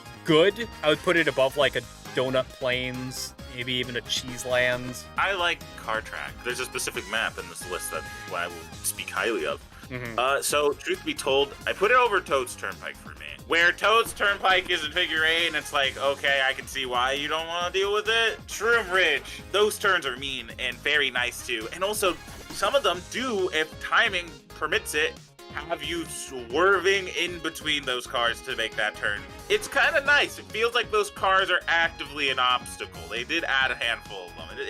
It's good. I like it. I ended up putting it above like Ice Outpost. Thinking about putting it above Toad Harbor. Are the decisions in Toad Harbor more interesting than the traffic in Shroom Ridge? Shroom Ridge is more active all the way through. I'll put it above Toad Harbor. And then Mount Wario. I'll draw the line there, I think. Sky Garden. I know that this is not really the original GBA Sky Garden. I am going to rank it as it is in this game and not think about what it was. Again, it's a map. Not a lot of crazy turns except for in the middle part where you hop off the shroom. Which even then, if you don't have a mushroom, taking the drift is just faster most of the time. Or I'm talking about the leaves. Bouncing off the leaves slows your momentum so much that it's just faster to take the drift. I think the main thing is this track, as it is just too short to have a mushroom cut like that. Well, you could do that shroomless too, but that mushroom cut at the end is like rough. I do kind of like being able to glide vector by just doing a purple drift, but there's not that much to this track. It's not really that interesting. I'm gonna put it below Choco Mountain, above Paris Promenade, because the few turns that are there are relatively fun, which might even put it above Choco Mountain. I put it above Choco Mountain. The turns are fun. I think the aesthetic for it. This is where I think that I require the tiebreaker. I think aesthetically, Sky Garden is nicer than Choco Mountain. Ninja Hideaway. This is one that I know I like quite a bit. It's probably not going to be like top of my list, but long and short of it is, this has a ton of really tight turns that I think are really, really fun. I like the choice to ride on the top of like the falling ceilings or going to the bottom, where you can go through the cardboard cutout with a mushroom, which is faster. Glider section is maybe a little bit too long, but other than that, I like all of the turns in this track. It just feels good to play on. I would probably put it maybe just slightly above Yoshi Circuit. There's a lot of good tracks up here. I don't think I'm the #1 hater of Ninja Hideaway. I definitely don't like it as much as everyone else does. I think it's carried by its music. But that was the beginning of the past. We have now finished and completed it. And I will say, I've taken more of a liking to this track. What is saving this track for me is the amount of routes and choices that I can do. Because sometimes when I am not into it, I will take the high, like the glider section, you take the air wave to go up on the roof, and then take that path. Because I think that path is interesting. At the end of the race, too, you can take the wider path to go up and drive through the roof. It's a fun track. I, though, will say that it still falls underneath the syndrome of this feels like a mobile game track when I play it. Like, obviously, it came from Tour, but they, like, actually copy-pasted, put it in Tour, and some of the stuff is like, dang, I really just had to deal with my line getting messed up because I wasn't there enough time. Like, the falling ceiling thing is cool. I like that, but I hate when it's like I'm not in a placement where I get to optimize or get stuff because I'm trying to go up that path to get the coins, and then I'm like, yes, 8th place, no coins, and the falling ceiling drops, and I'm like, okay. The falling ceiling thing, I don't think messes me up too much. Like, I try and go for it, but then if it doesn't work, then dropping down isn't much slower. I have a similar sentiment with some tracks of like, you can feel it's a mobile game, but that's for the city tracks where it's just way too wide and you can tell it's meant to be auto-driven on. New York Minute. This one is relatively unmemorable for me. I feel like it's going to be in a similar position as the other ones, because again, there's a lot of wide, relatively straight parts to this. Like, I think there's some slightly more interesting turns than Paris. It's fun for what it is. I think it has more interesting turns than Paris, Tokyo, and a bunch of other track maps. It still falls underneath, it feels like a mobile game. Yeah, and this is where what I just said comes into play, where it's like, yeah, the tracks are too wide, like it's designed to like corral you into it, but also like you can tell it's meant to be auto-driven on. You know, I'm gonna put Sweet Sweet Canyon above both of these, and then New York Minute, Paris Promenade, Tokyo Blur, all kind of next to each other, which I didn't intend. I promise there's city tracks that I do like quite a bit more, but these are just not it, and they just happen to be the first three, and they're all next to each other now. Right. Alright, here's a weird one.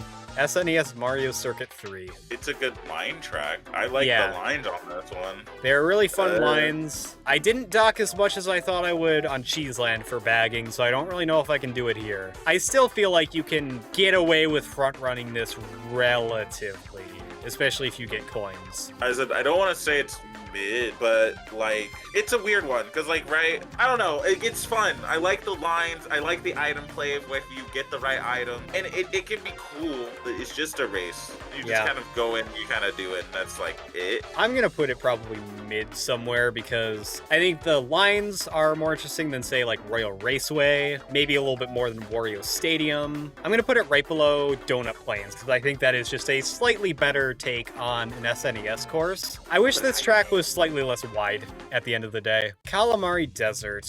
That's low. Yeah, this is another one of those where I feel like it goes down in every game that's in for me, which I really hate to say because I like that they have added sections to it where you actually go on the train tracks and you get to go where the train is, but there's not really that many interesting turns. There's long sections where you just mushroom through and win, kind of to the extent of Cheese Land depending on what you get, but then like the basic lines on this one are not as interesting to make up for it. Yeah, it tried to add stuff, but it just, most of this map's a big straightaway, and also item play on this map is a little rough. Yeah. Especially bagging. I put it below Baby Park, above my relatively low-ranked Toad's Turnpike, because looking at the map too, like, it looks like there's more to it because of the extra sections, but then it's just like a couple loops. Honestly, that might bring it down a little bit more for me. You know what? Yeah, I think it will. I put it underneath New York Minute, Paris Providence, Tokyo Cruise. Actually, I think it's not. I wasn't sure if I was going to go that low, but just based on turns, yeah. It's still better than Cheep Cheep Beach, I would say, but that's about it. I didn't really think I would put Calamari Desert this low, but I just like it more in the other games it's in. Waluigi Pinball. I know you don't like this one. I think this map is carried by nostalgia. And I think this map is actually, I don't think it was good in DS either, actively, but we're not talking about that. Driving around the pinballs and everything is a cool idea. I'm not going to take that away, but I will say it doesn't feel fun. It's not fun.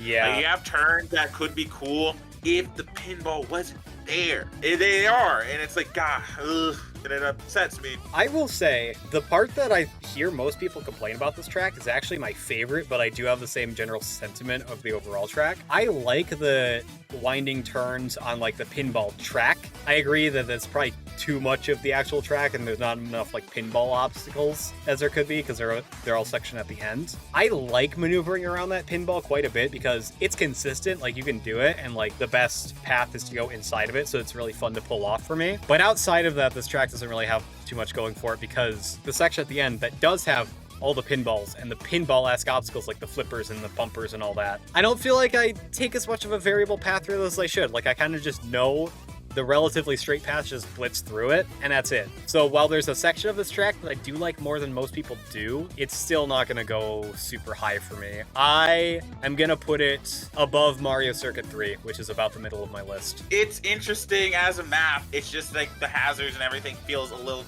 it's just too much in there, I guess, for me. And it's never been fun for me. Also, Hunt says, all right, hear me out. Waluigi Pinball is not as great as I remember it. Maybe when I was a child playing it, I thought it was the coolest thing ever given its pinball aesthetic. The fact that it feels like you're being shot out into the pinball machine itself, the pinballs themselves being obstacles, and overall the music being iconic. But as those rose-tinted glasses came off, I got old. Realized it's boring compared to other tracks, but now I'm wishing for a remake. Sydney Sprints. I will come out the gate and say that this is probably the best one of the tour tracks so far, in my opinion. Just because I know it's wide, but so are the rest of the tour tracks that we've looked at so far. I think there's more interesting things that you jump through, and like it has some elevation to it with like the ramps you can jump off on the straightaway to go for items. Again, it's still not the best a tour track can really be. It's definitely going above New York Minute. I'm gonna inch my way up until I feel like it feels right. I kind of do like Sydney Sprint a lot. It sucks that there's a handful of just big straightaways, but I think it's fun. I like it a lot. Then when the turns happen, and I think they're interesting and engaging, but... It's actually going somewhere in the middle for me. I think I would put it above Royal Raceway. I'm definitely going to keep it in mid. It's above Tick-Tock Clock. Is it above Tick-Tock Clock? I'm kind of a little skeptical. No. Definitely it's above Ribbon Road for me.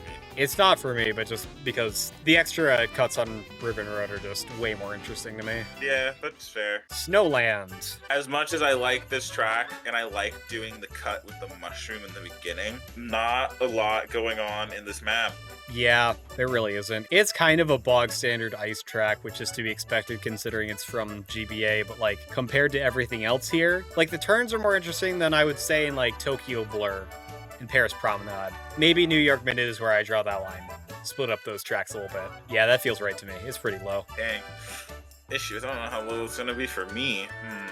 It's above Mario Kart Stadium. I'll give it that. Yeah, I can put it right here. My B tier is getting a little inflated. But DLC maps, as much as I like the addition of some of them, a handful of them are mid. Yeah, Mushroom Gorge. I personally think, aside from the jump you can do at the end, there's just not too much to this track whatsoever. I feel like I had more fun with this one in Wii. There's the gentle S-curve at the start, then you straight away off of the mushrooms, and it's just bouncing on mushrooms all the way. Like, it's a straight shot with the mushrooms most of the time, and then getting slightly hit by something completely ruins your line. And then you have the cut that you can do with a mushroom at the end, but I also don't typically tend to take that too much because I either don't have a mushroom or there's somebody right there that's going to hit me with something as soon as I try and do it. So all of that together, I really don't think I like Mushroom Gorge all that much. I do. I think I like it a lot. I think my only gripe with it is the mushroom physics suck. They are awful. This one falls underneath it's fun to optimize it, learning how to do the cut. There's choices to the mushrooms at the end of it I like. Like sometimes, you know, you go the glider section or you go the optimal route, which is just going the right way. It's just kind of fun to drive on, I guess. Because I also am a weirdo who doesn't take like the initial path to go through the mushroom, or you go around to collect coins on the boost pad. I like going around the boost pad, doing that to get the coins. I don't know. I don't know what it is. Like, is there anything more to the map? It's just this map feels fun. I just feel like I end up taking the same path a lot of the time because it feels optimal, and then it just feels very straight shot. It feels weird to have it this low because I feel like I should be feeling what you are, but I'm not. I put it under Sky Garden only because those turns are a little bit more interesting. Just because I put it above Coconut Mall. I guess it's a very make your own fun sort of track. Yeah, that's true. Which is a handful of these tracks in this game, to be honest. Moving on to Sky High Sunday. It's definitely going low.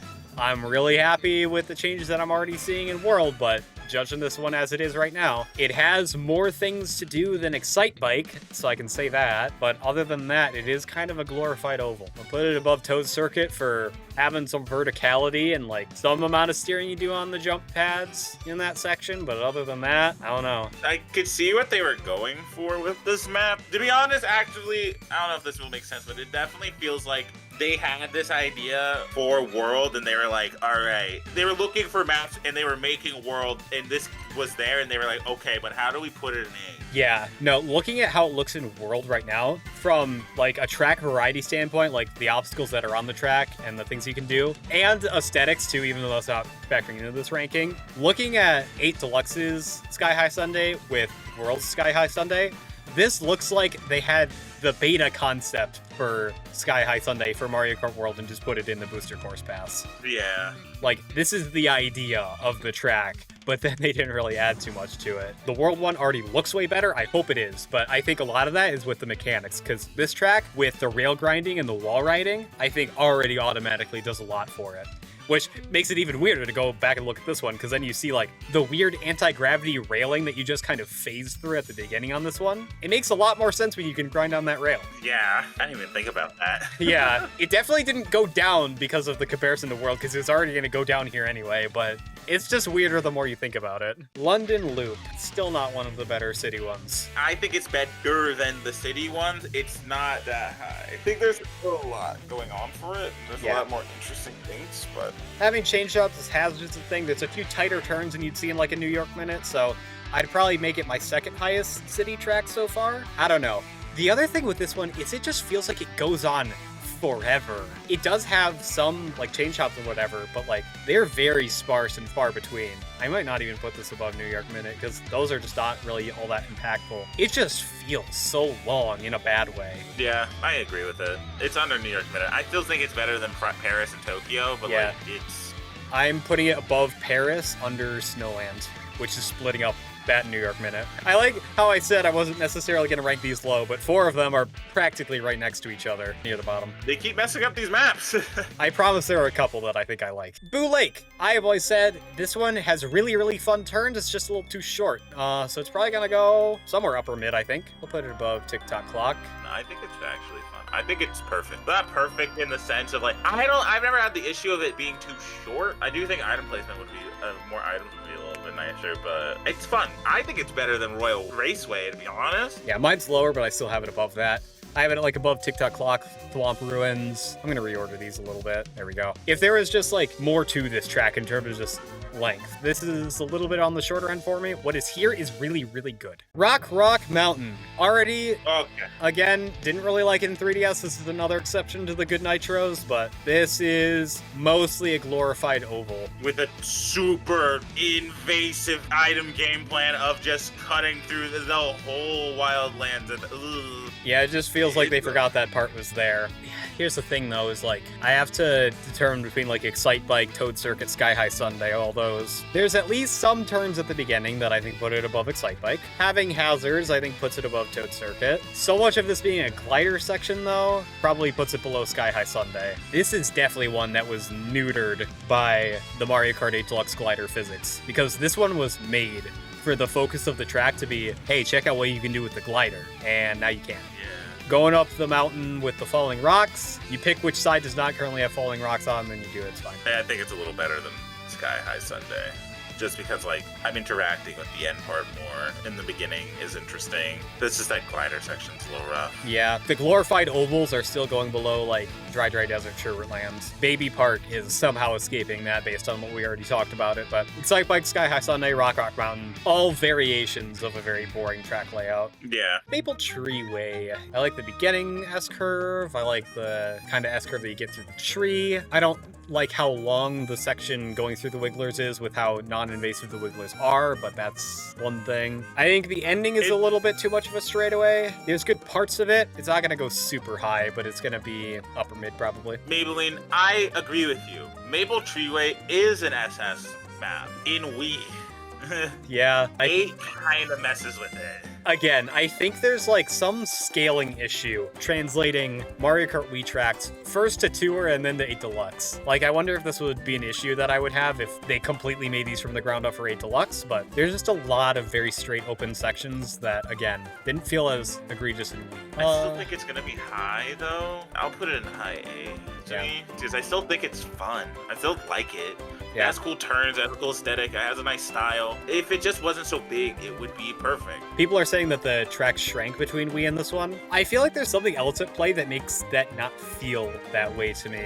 Like, maybe it's the removal of wheelies, maybe it's specific changes that they made to the tracks, like we don't have the bouncing net that you can do tricks on, like in Wii. It's just a glider section. Certain parts of just the way this plays in 8 Deluxe feel more empty, and maybe it's not the track is literally bigger, but something about it feels emptier than it was in Wii. To be honest, I forgot that there was a net thing in Wii. Yeah, no, I completely agree. That would really mess that up. Where do I put it? Because I still kind of like it. Like, there's turns that I like, but there's so much of it where I feel like I'm just going straight now. This might be a fairly low one for me, but I'm putting it like below Yoshi Valley, above Sunshine Airport. I'm putting it relatively high. It's still under Coconut Mall. Even though there's a lot of sections where the straightaway is like there, it still feels nice to play this map. This is another one where it felt more fun in Wii. Don't know what happened there.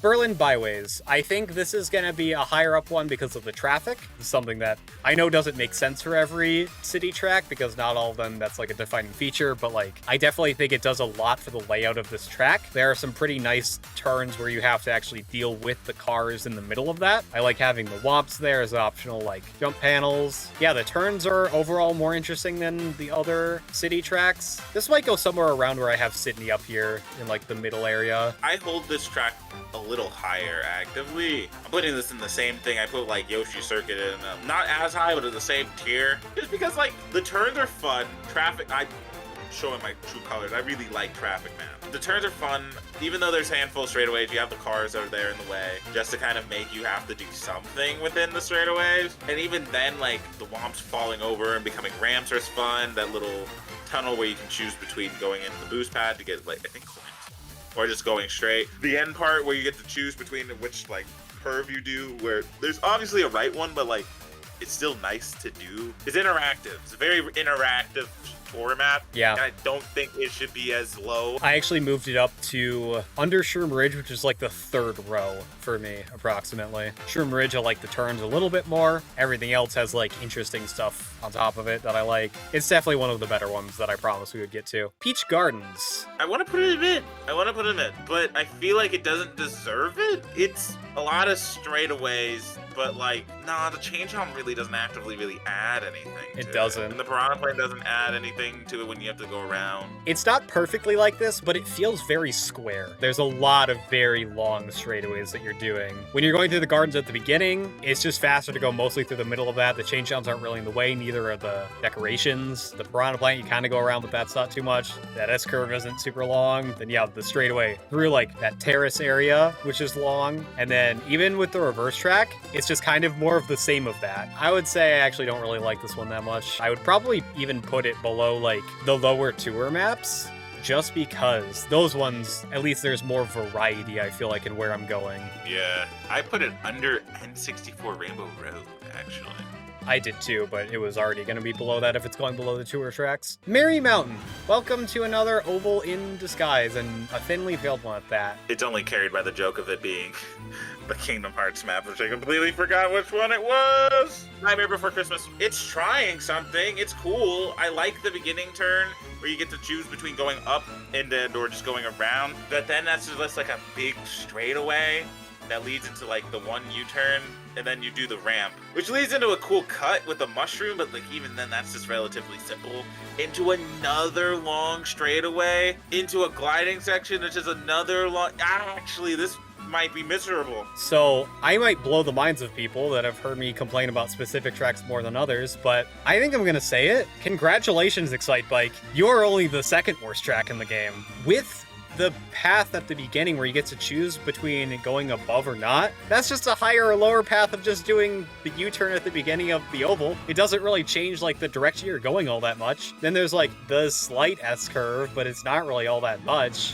And then, yeah, it's just a straightaway without jump ramps. So I think by definition, that puts it below Excitebike. I guess I didn't really think about it that much because I haven't been playing Merry Mountain as much as I have Excitebike, but believe it or not, I think aesthetics and music and everything aside, just based on layout, Merry Mountain is somehow worse Excitebike. Actively like going, I was like, man, I might put this a little higher. Then I started saying it out loud, and I was like, wait a second. Yeah. This is just a ton of straightaways. What? Right before the finish line, before I was about to to chuck Excitebike in the dumpster as the worst track in Mario Kart 8 Deluxe and move on to World, it just barely eked it out. So, congratulations, Excitebike Arena. You are only the second worst. Third worst for me. Still think Toad Circuit is really bad. Yeah, I don't know. Those two could swap at any point for me. With that out of the way, let's turn it around. 3DS Rainbow Road is going up there. It might bring it slightly down than I've had it in the past, only because I will admit to maybe a tiny bit of 3DS bias, but it's still up there. Like, the beginning section, very, very strong. I love all the turns there. Going around the Rainbow Ring at the start, where you're jumping off of the jump pads and tricking while drifting is cool. The Rings of Saturn, avoiding the pitfalls there is cool. I think it maybe falls apart a little bit when you get to the moon section, just because that's very straight. And then you have the tunnel, which does at least, you have to go on the boost pads and keep yourself straight there. But there is a lot of straightaway on this one. I do like going for a second item box on the glider path, but yeah, this is definitely one that I really, really like, but a lot of it is for what's in the first half of the track. It's high up there. It's under Hyrule Circuit for me. I like everything you said about it. I still think it's really fun with the straightaways. They at least give me something to do. So I think that's better than just giving me a straightaway. Like on the moon, you can do the tricks off the craters. Avoiding the chain jump, it's not hard, but it's still there. Then doing the glider section, though not crazy, it's still interesting to go through the ring, hit the ramp, get the other item box. And or if you really don't want to, you can just take the road. You can just go on the road. And then the ending curve, if they kept the cut in 3DS, I'd say it's still perfect. But it's still pretty fun on its own. Yeah, because I'm looking at some of the other ones. Big Blue, I also have maybe some similar straightaway issues at certain points in it, but I would say, let's see, I have 8's Rainbow Road up here, and I have SNES Rainbow Road below it. I think it's definitely better than SNES Rainbow Road. I think I'm going to put it above 8 Rainbow Roads. It's still my top-ranked Rainbow Road so far. I don't think it goes above Big Blue, however. Still my highest rated Rainbow Road. 3DS Rainbow Road is my favorite out of all of them and the most iconic. Name one Rainbow Road that gets mentioned more than this one. Each of the sections don't overpower the other.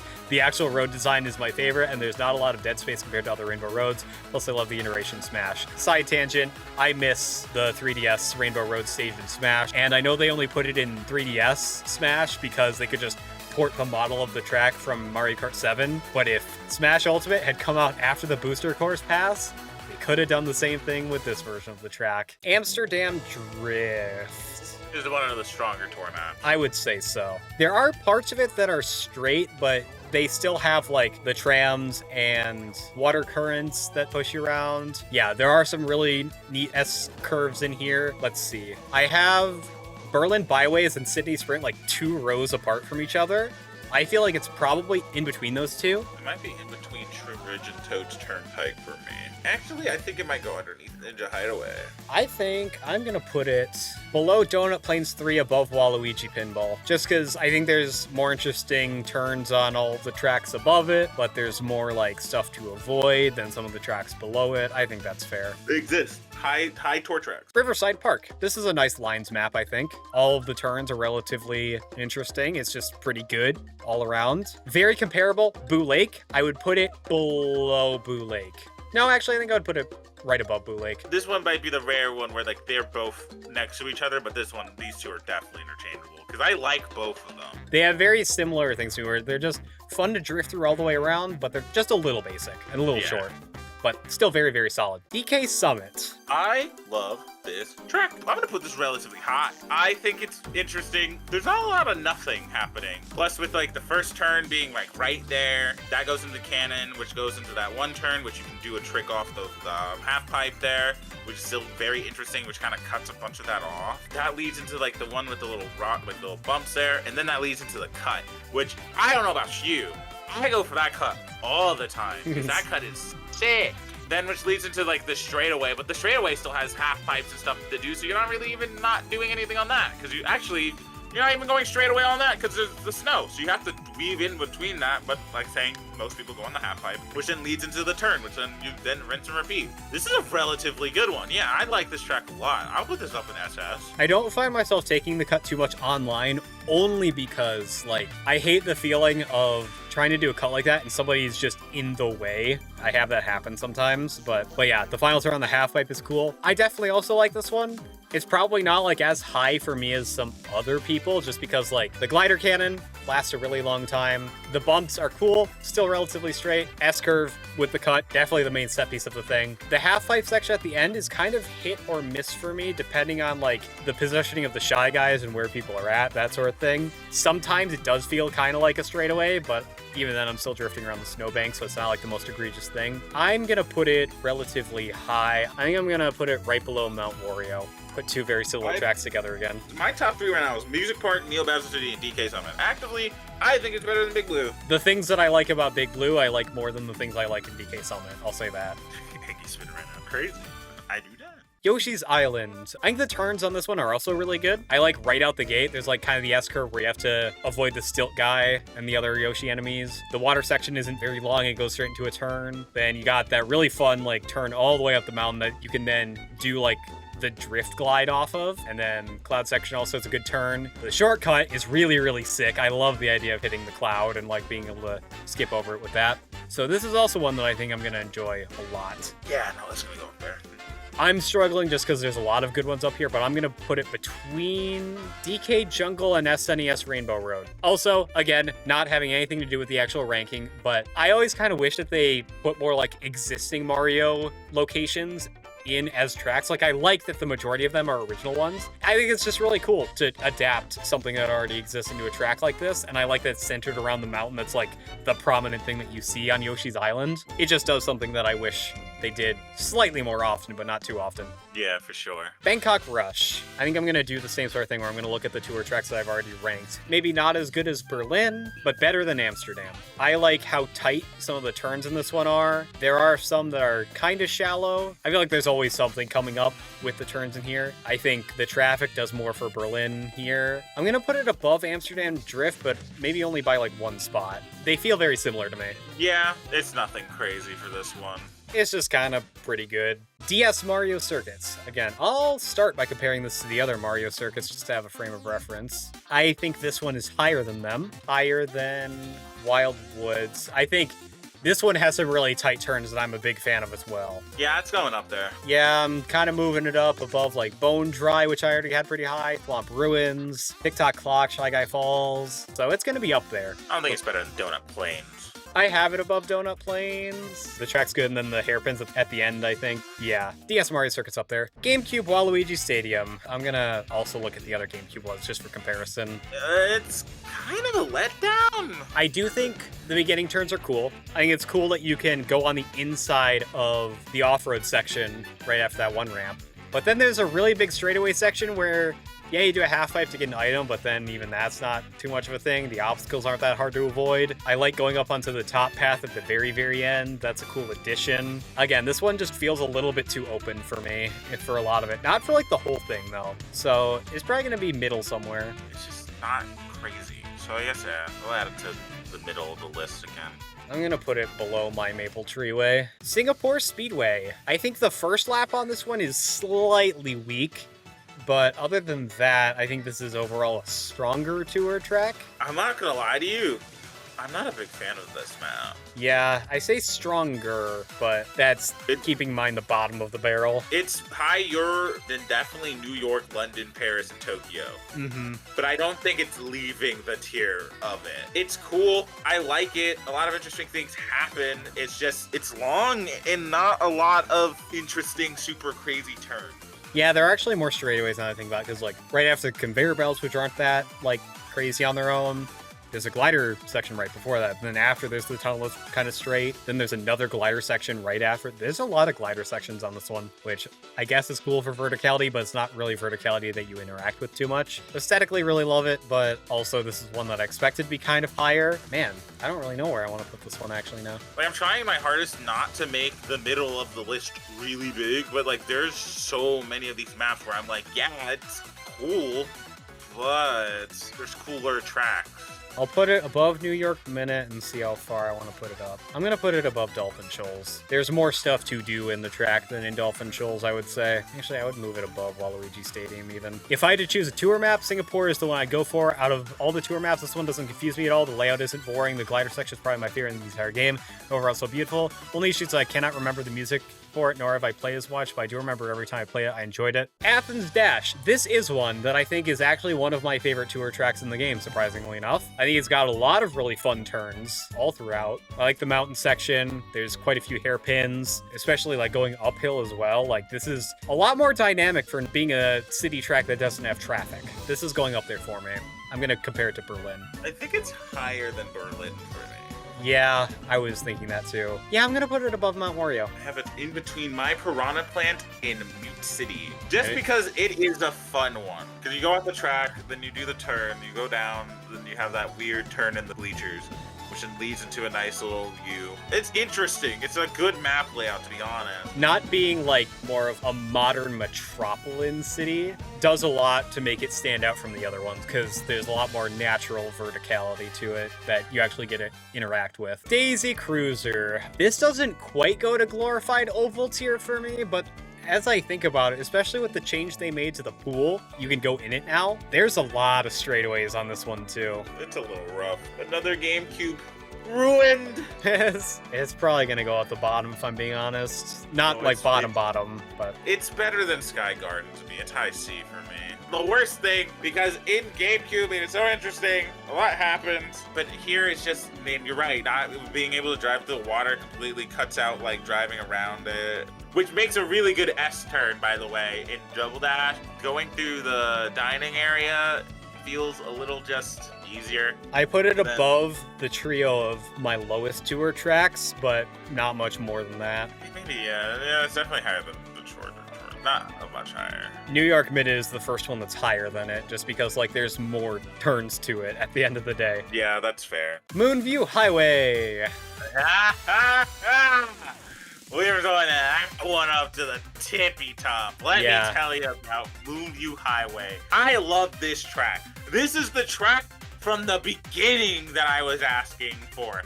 Anyone that heard me when we watched this direct, it is a ton of cars, but weaving and driving through them is fun. Then you have to transition through outside of the city into the city, which just has booster pads around it, which I think is very good. And then on top of that, it's just a nice line track. Mm-hmm. Also, bomb cars are godlike. I don't care if you don't hit them a lot. That's just a nice thing to play around. It's so good. Yeah, no, this is definitely up there for me too. Probably not to the same extent, but like the beginning, super strong, because I love the tight turns with the traffic. Those are really, really good. Sometimes in this version of the track, the boost pad section can feel a little bit easy to get through, especially on the second and third laps when you've already seen where they've placed the boost panels. I feel like it was another thing that was more impactful in Wii, but it doesn't ruin the track for me at all, because you still have to aim for the boost panels to keep up, and that's satisfying to do, and you're also kind of drifting in there. It's not quite a straightaway. I have it up there, top of like third row or something like that, but again, competing with a lot of tracks that I also really, really like. It's just nice. Also, I haven't said a lot about, this is also another one of those tracks where it is extremely fun on 200cc. Like, it is so good on 200cc. Yeah, and 200cc mitigates the one thing that I said about, like, the ending section, because then you just speed through that. It's awesome. Squeaky Clean Sprint. I like quite a bit of this track. I think the beginning is definitely the weakest part, because it's the straightaway through the sink. The bathtub is also super wide open, but I usually take the sponge ramp, which is a little bit more interesting and skips a lot of that. And then I really love the drain section because it's super tight. There's a nice mushroom cut that you can do there to get a double item. Yeah, the turn after that is cool. I really, really like being able to go up to the top faster path at the very end by using the geyser coming out of the toilet. It's really funny, but it's also just super satisfying to do. I think this is good. I think if the beginning was a little bit stronger, it would have been much farther up there, but it's still gonna be like top half. Yeah, I also do like the little thing that they do when you're driving. Once you get out of the water with the soap, you don't actively have too much traction. Yeah. It is kind of a cool little thing. It is interesting. It's better than Circuits and Royal Raceway. I don't know if it's better than River Park and Blue Lake, though. Yeah, I actually put it more towards the middle, but still top half. Yeah. LA Laps. I feel like this is kind of a middling one for me when it comes to the tour ones, because there are some pretty nice turns in here. Even though it looks egregious, I do like the industrial section. I just don't think that is enough. It's pretty low for me in mid. There's not a lot, and there's a lot of straightaways in this map. There are a couple of good S-turns and stuff there, too. And the Industry Plant one is very nice, but like, ugh. I think it's going to go above New York Minute for me. No, New York Minute is actually a tough one. I think I might actually want to move New York Minute up a bit before I make that decision. Yeah, this one's actually not going as high as I thought it was going to. All right, New York Minute and LA Laps just ended up next to each other. Sunset Wilds. Going kind of low for me. Yeah, this one's not that great either. When I heard they took away the gimmick, I was yeah, again, that's an aesthetic thing that I can't really put into this ranking, but still, it's a little disappointing. It's cool. I like the turns, but it falls underneath it's kind of wide, so some of these turns don't feel like crazy nice to hit. Yeah, I'm gonna put it below Snowlands, because I feel like they're both pretty wide, but the turns in Snowland are just a little bit more fun. That's fair. Also, what is with me putting tracks from the same game next to each other by accident? Because those are both GBA ones. I guess very similar track design there. All right, Koopa Cape. Koopa Cape is overall pretty solid.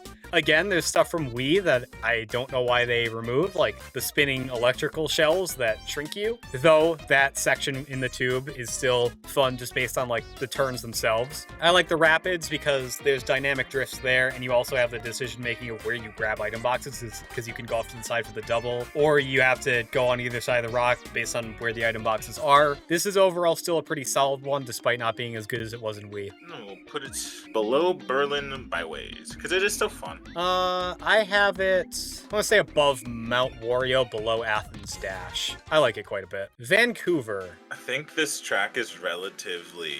It's kind of lame to me, I'm not gonna lie to you. I'm honestly trying to remember the layout of this track a little bit, which is not a great sign for it, but the things I do remember, I do like. I like how twisty the bridge is, and that's an actual anti-gravity section, but there is like that part near the shoreline that's relatively straight. The glider section is too. There's some decent turns in here. I think it's better than LA Laps, but not as good as New York Minute. So why do these city tracks keep ending up next to each other, actually? Really love the music, though. It's probably stronger than all of these, but it's in between Singapore and New York Minute. New York Minute, I feel like it's just a little bit dynamic, more so turn-wise, even though I do like having the anti-gravity section in Vancouver. All right, Rome. This is actually another one of my favorite ones. I think that this one is never really too wide for me. There's a lot of surprisingly sharp turns in this one. I also don't want to put too much bias in here, but I do like going through the landmarks that I've actually been to, because this is, aside from New York, the only city track that I've been to in real life. But that aside, there's a lot of really nice turns here that go around the scenery really, really well. I think this is also going to be up there with Athens Dash. Might be competing for my favorite of the city tracks. It's funny, it's just like, to be honest, I don't really remember Rome too much. Yeah, I might have played on it more just because I like it. I think I'm putting it above Athens, but below all the other Nitro courses I think have more interesting gimmicks. Rome is good, I just don't, no, Rome's good. I like Rome a lot. It's above my favorite treatment. Yeah. Put it there. It's below all the courses that I would say are great. DK Mountain. I'm a little bit mixed on this one, only because parts of it are very wide, but I also like the S-curve on it. I think that has more to do with the track in my eyes. The beginning, pretty good. The glider cannon can last for quite a bit of time. And I don't love the initial part of the mountain, but once you pass where the falling rock is, then it's just really fun S-curve from there. I don't know if that stands out to me too much for me to put it like super, super high, but it's definitely in like the good tracks. I think it is great. Doing the cut at the end is always nice. Doing the tricks into the corner of the mountain to get a nice, better, straighter line is nice. Dancing around the boulders are also very nice. I like it. Using the bridge since they didn't remove it, doing tricks off of it to go to the thing kind of mitigates it being the boring straightaway because they gave me something to do. It's all in all a great map. No, I'm actually going to put it a little bit higher. I put it above DK Summit for direct comparison. Mount Wario, though, I'll say Mount Wario stays above it for now. Daisy Circuit. Yeah, once again, not a great day for Daisy tracks. Sorry, but this one's super flat, and there's a lot of places that are effectively pretty straight. After the first couple turns at the beginning, it's just super wide going around the statues, which look really nice, but regardless. After that, it's just very wide and straight with only like a little S-curve there. And then it's one of those where when you take before and after the finish line together, that's just a super long straightaway. I would say I'm a little bit more engaged than Daisy Cruiser. I'll put it above Sunset Wild, but not Snowland. Yeah, put it above my Sky Garden. To be honest, it is the outlier before you get to mid. I think it's not really strong. Period. It's okay. Piranha Plant Cove. Honestly, this is one that I just have not played all that much, considering it was in the last wave, and then there are other tracks in the last wave that I pick more online. So I just really don't have that much exposure to this one. I will say it's another one of those that I think is kind of a mix between straightaways that I don't like and turns that I do. It's relatively big-ish, and it's not fun to be in, to be honest. I think it's one that gets better as it goes on, because then they add like thwomps and sharper turns, and there's more going on at the end, but the beginning of it is just not that great. Because it's just long straightaways with then like some 90-degree turns, but like you see them coming from so far away, it's not really like all that engaging. I would probably put it above Dolphin Shoals. Actually, Singapore Speedway is one that I kind of feel relatively similar vibe-wise about. I'm going to compare it to Singapore. Singapore has just a bit more going on for it, I would say. I'm going to put it below Singapore, which puts it above Waluigi Stadium. Actually, I'm going to put it below Waluigi Stadium. What are your thoughts? I don't know. I already said what I thought about it. It's a cool idea, but like you have the straightaways, and then you go in the water, and the water, I already don't like driving in the water in the game sometimes. It kind of feels a little and like it just feels long. It feels too long for a lot of nothing to happen in the beginning and then something to happen in the middle, and then okay, there is a lot now in the end, but like I have to get through that to get to the end part where they're doing a lot, and that's kind of miserable sometimes. I'm gonna put it below Dolphin Shoals, I think, but it at least has some variety that keeps it from being the first lap over and over again. Madrid Drive. I think this is another stronger one. I'm gonna have to directly compare it to Romovanti and Athens Dash, because that's probably mostly what it's competing with. I like it a lot. There are some sections that I think feel very straight sometimes, so I'm gonna put it maybe below Super Bell Subway. Yeah, to be honest, I put it relatively high. It's not a fun turns, a lot of fun interactions with the map in that one. For the tour tracks, how it changes map lap to lap is actually relatively interesting. Yeah, they do have like differing ideas there too that make it more interesting to go through, rather than just being different roads all the time. Yeah. Which is a problem that some of the tour tracks have. All right, let's rip this Band-Aid off. Rosalina's Ice World. This is the one track my girl gets, huh? If this was based on aesthetics, man, I would put this so high up for the Galaxy aesthetic alone, but I have to ignore it based on the criteria that I set for myself. The big curve around the pit to the right side is the highlight of this track. There's just not that much else beyond that, because it's just straightaway-ish on the ice, and after that ice breaks away, you either do the straightaway by using a mushroom, or you go underwater, which is a straightaway most of the time, but you just avoid the obstacles underwater, which are just static pillars. Aside from the curve, which isn't enough to carry a track on its own, this is really, really low for me, and I really hate that. Yeah, I don't want to put it in the same tier as Sunset Wilds, Twisted Mansion, and Water Park, but I might. I was putting it above Twisted Mansion, and even that feels like I'm letting my bias put it a little higher. How about Cheep Cheep Beach? Is it better than Cheep Cheep Beach? No, it's not. I'm sorry.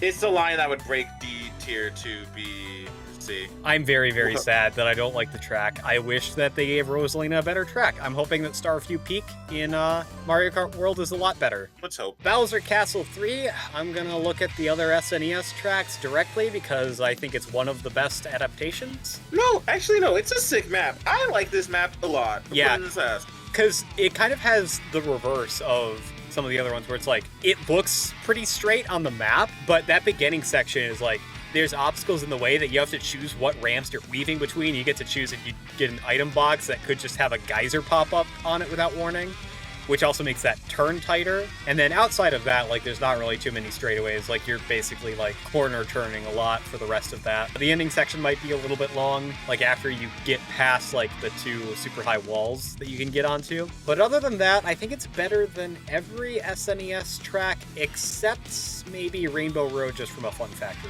standpoint. But it's still very much up there. Yeah, I agree. I'm gonna put it below Moonview Highway. There's a lot going on in this track. I like it a lot. Actively, you know what? It's pretty good. I put it between my Dragon Driftway and Ice Outpost, which is really high, actually. Yeah. And finally, Wii Rainbow Road is just going in second place. Neo Bowser City is just peak in my eyes, but Wii Rainbow Road is just peak for the whole family. A lot of what I say about Neo Bowser City in terms of just the turns all feeling really, really good also applies to Wii Rainbow Road. Maybe the straightaway at the beginning takes it down slightly from Neo Bowser City for me, but that's about it. Everything else is really cool. Yeah, no, I like it. It's very interesting, interactive, very fun.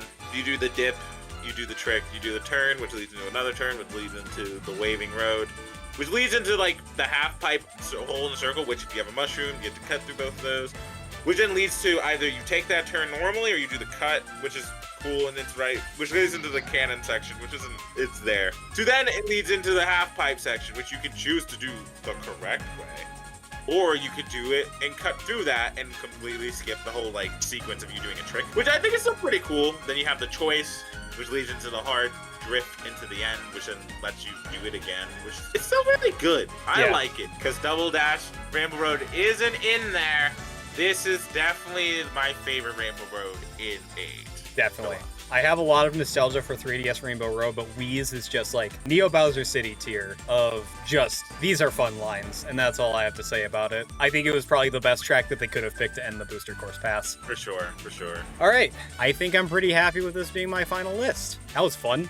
And only took 4.5 hours. I am glad that we got to share our final thoughts on this game before Mario Kart World comes out. Eggy, thanks for joining me for this. Would you like to tell everybody where they can find you? Oh, you can find me at Eggy123 on Twitch. I usually am streaming with my good friend Ness here. But yeah, thank you for having me, of course. This was nice. This is fun. Neo Bowser City for Mario Kart World. But Lamau.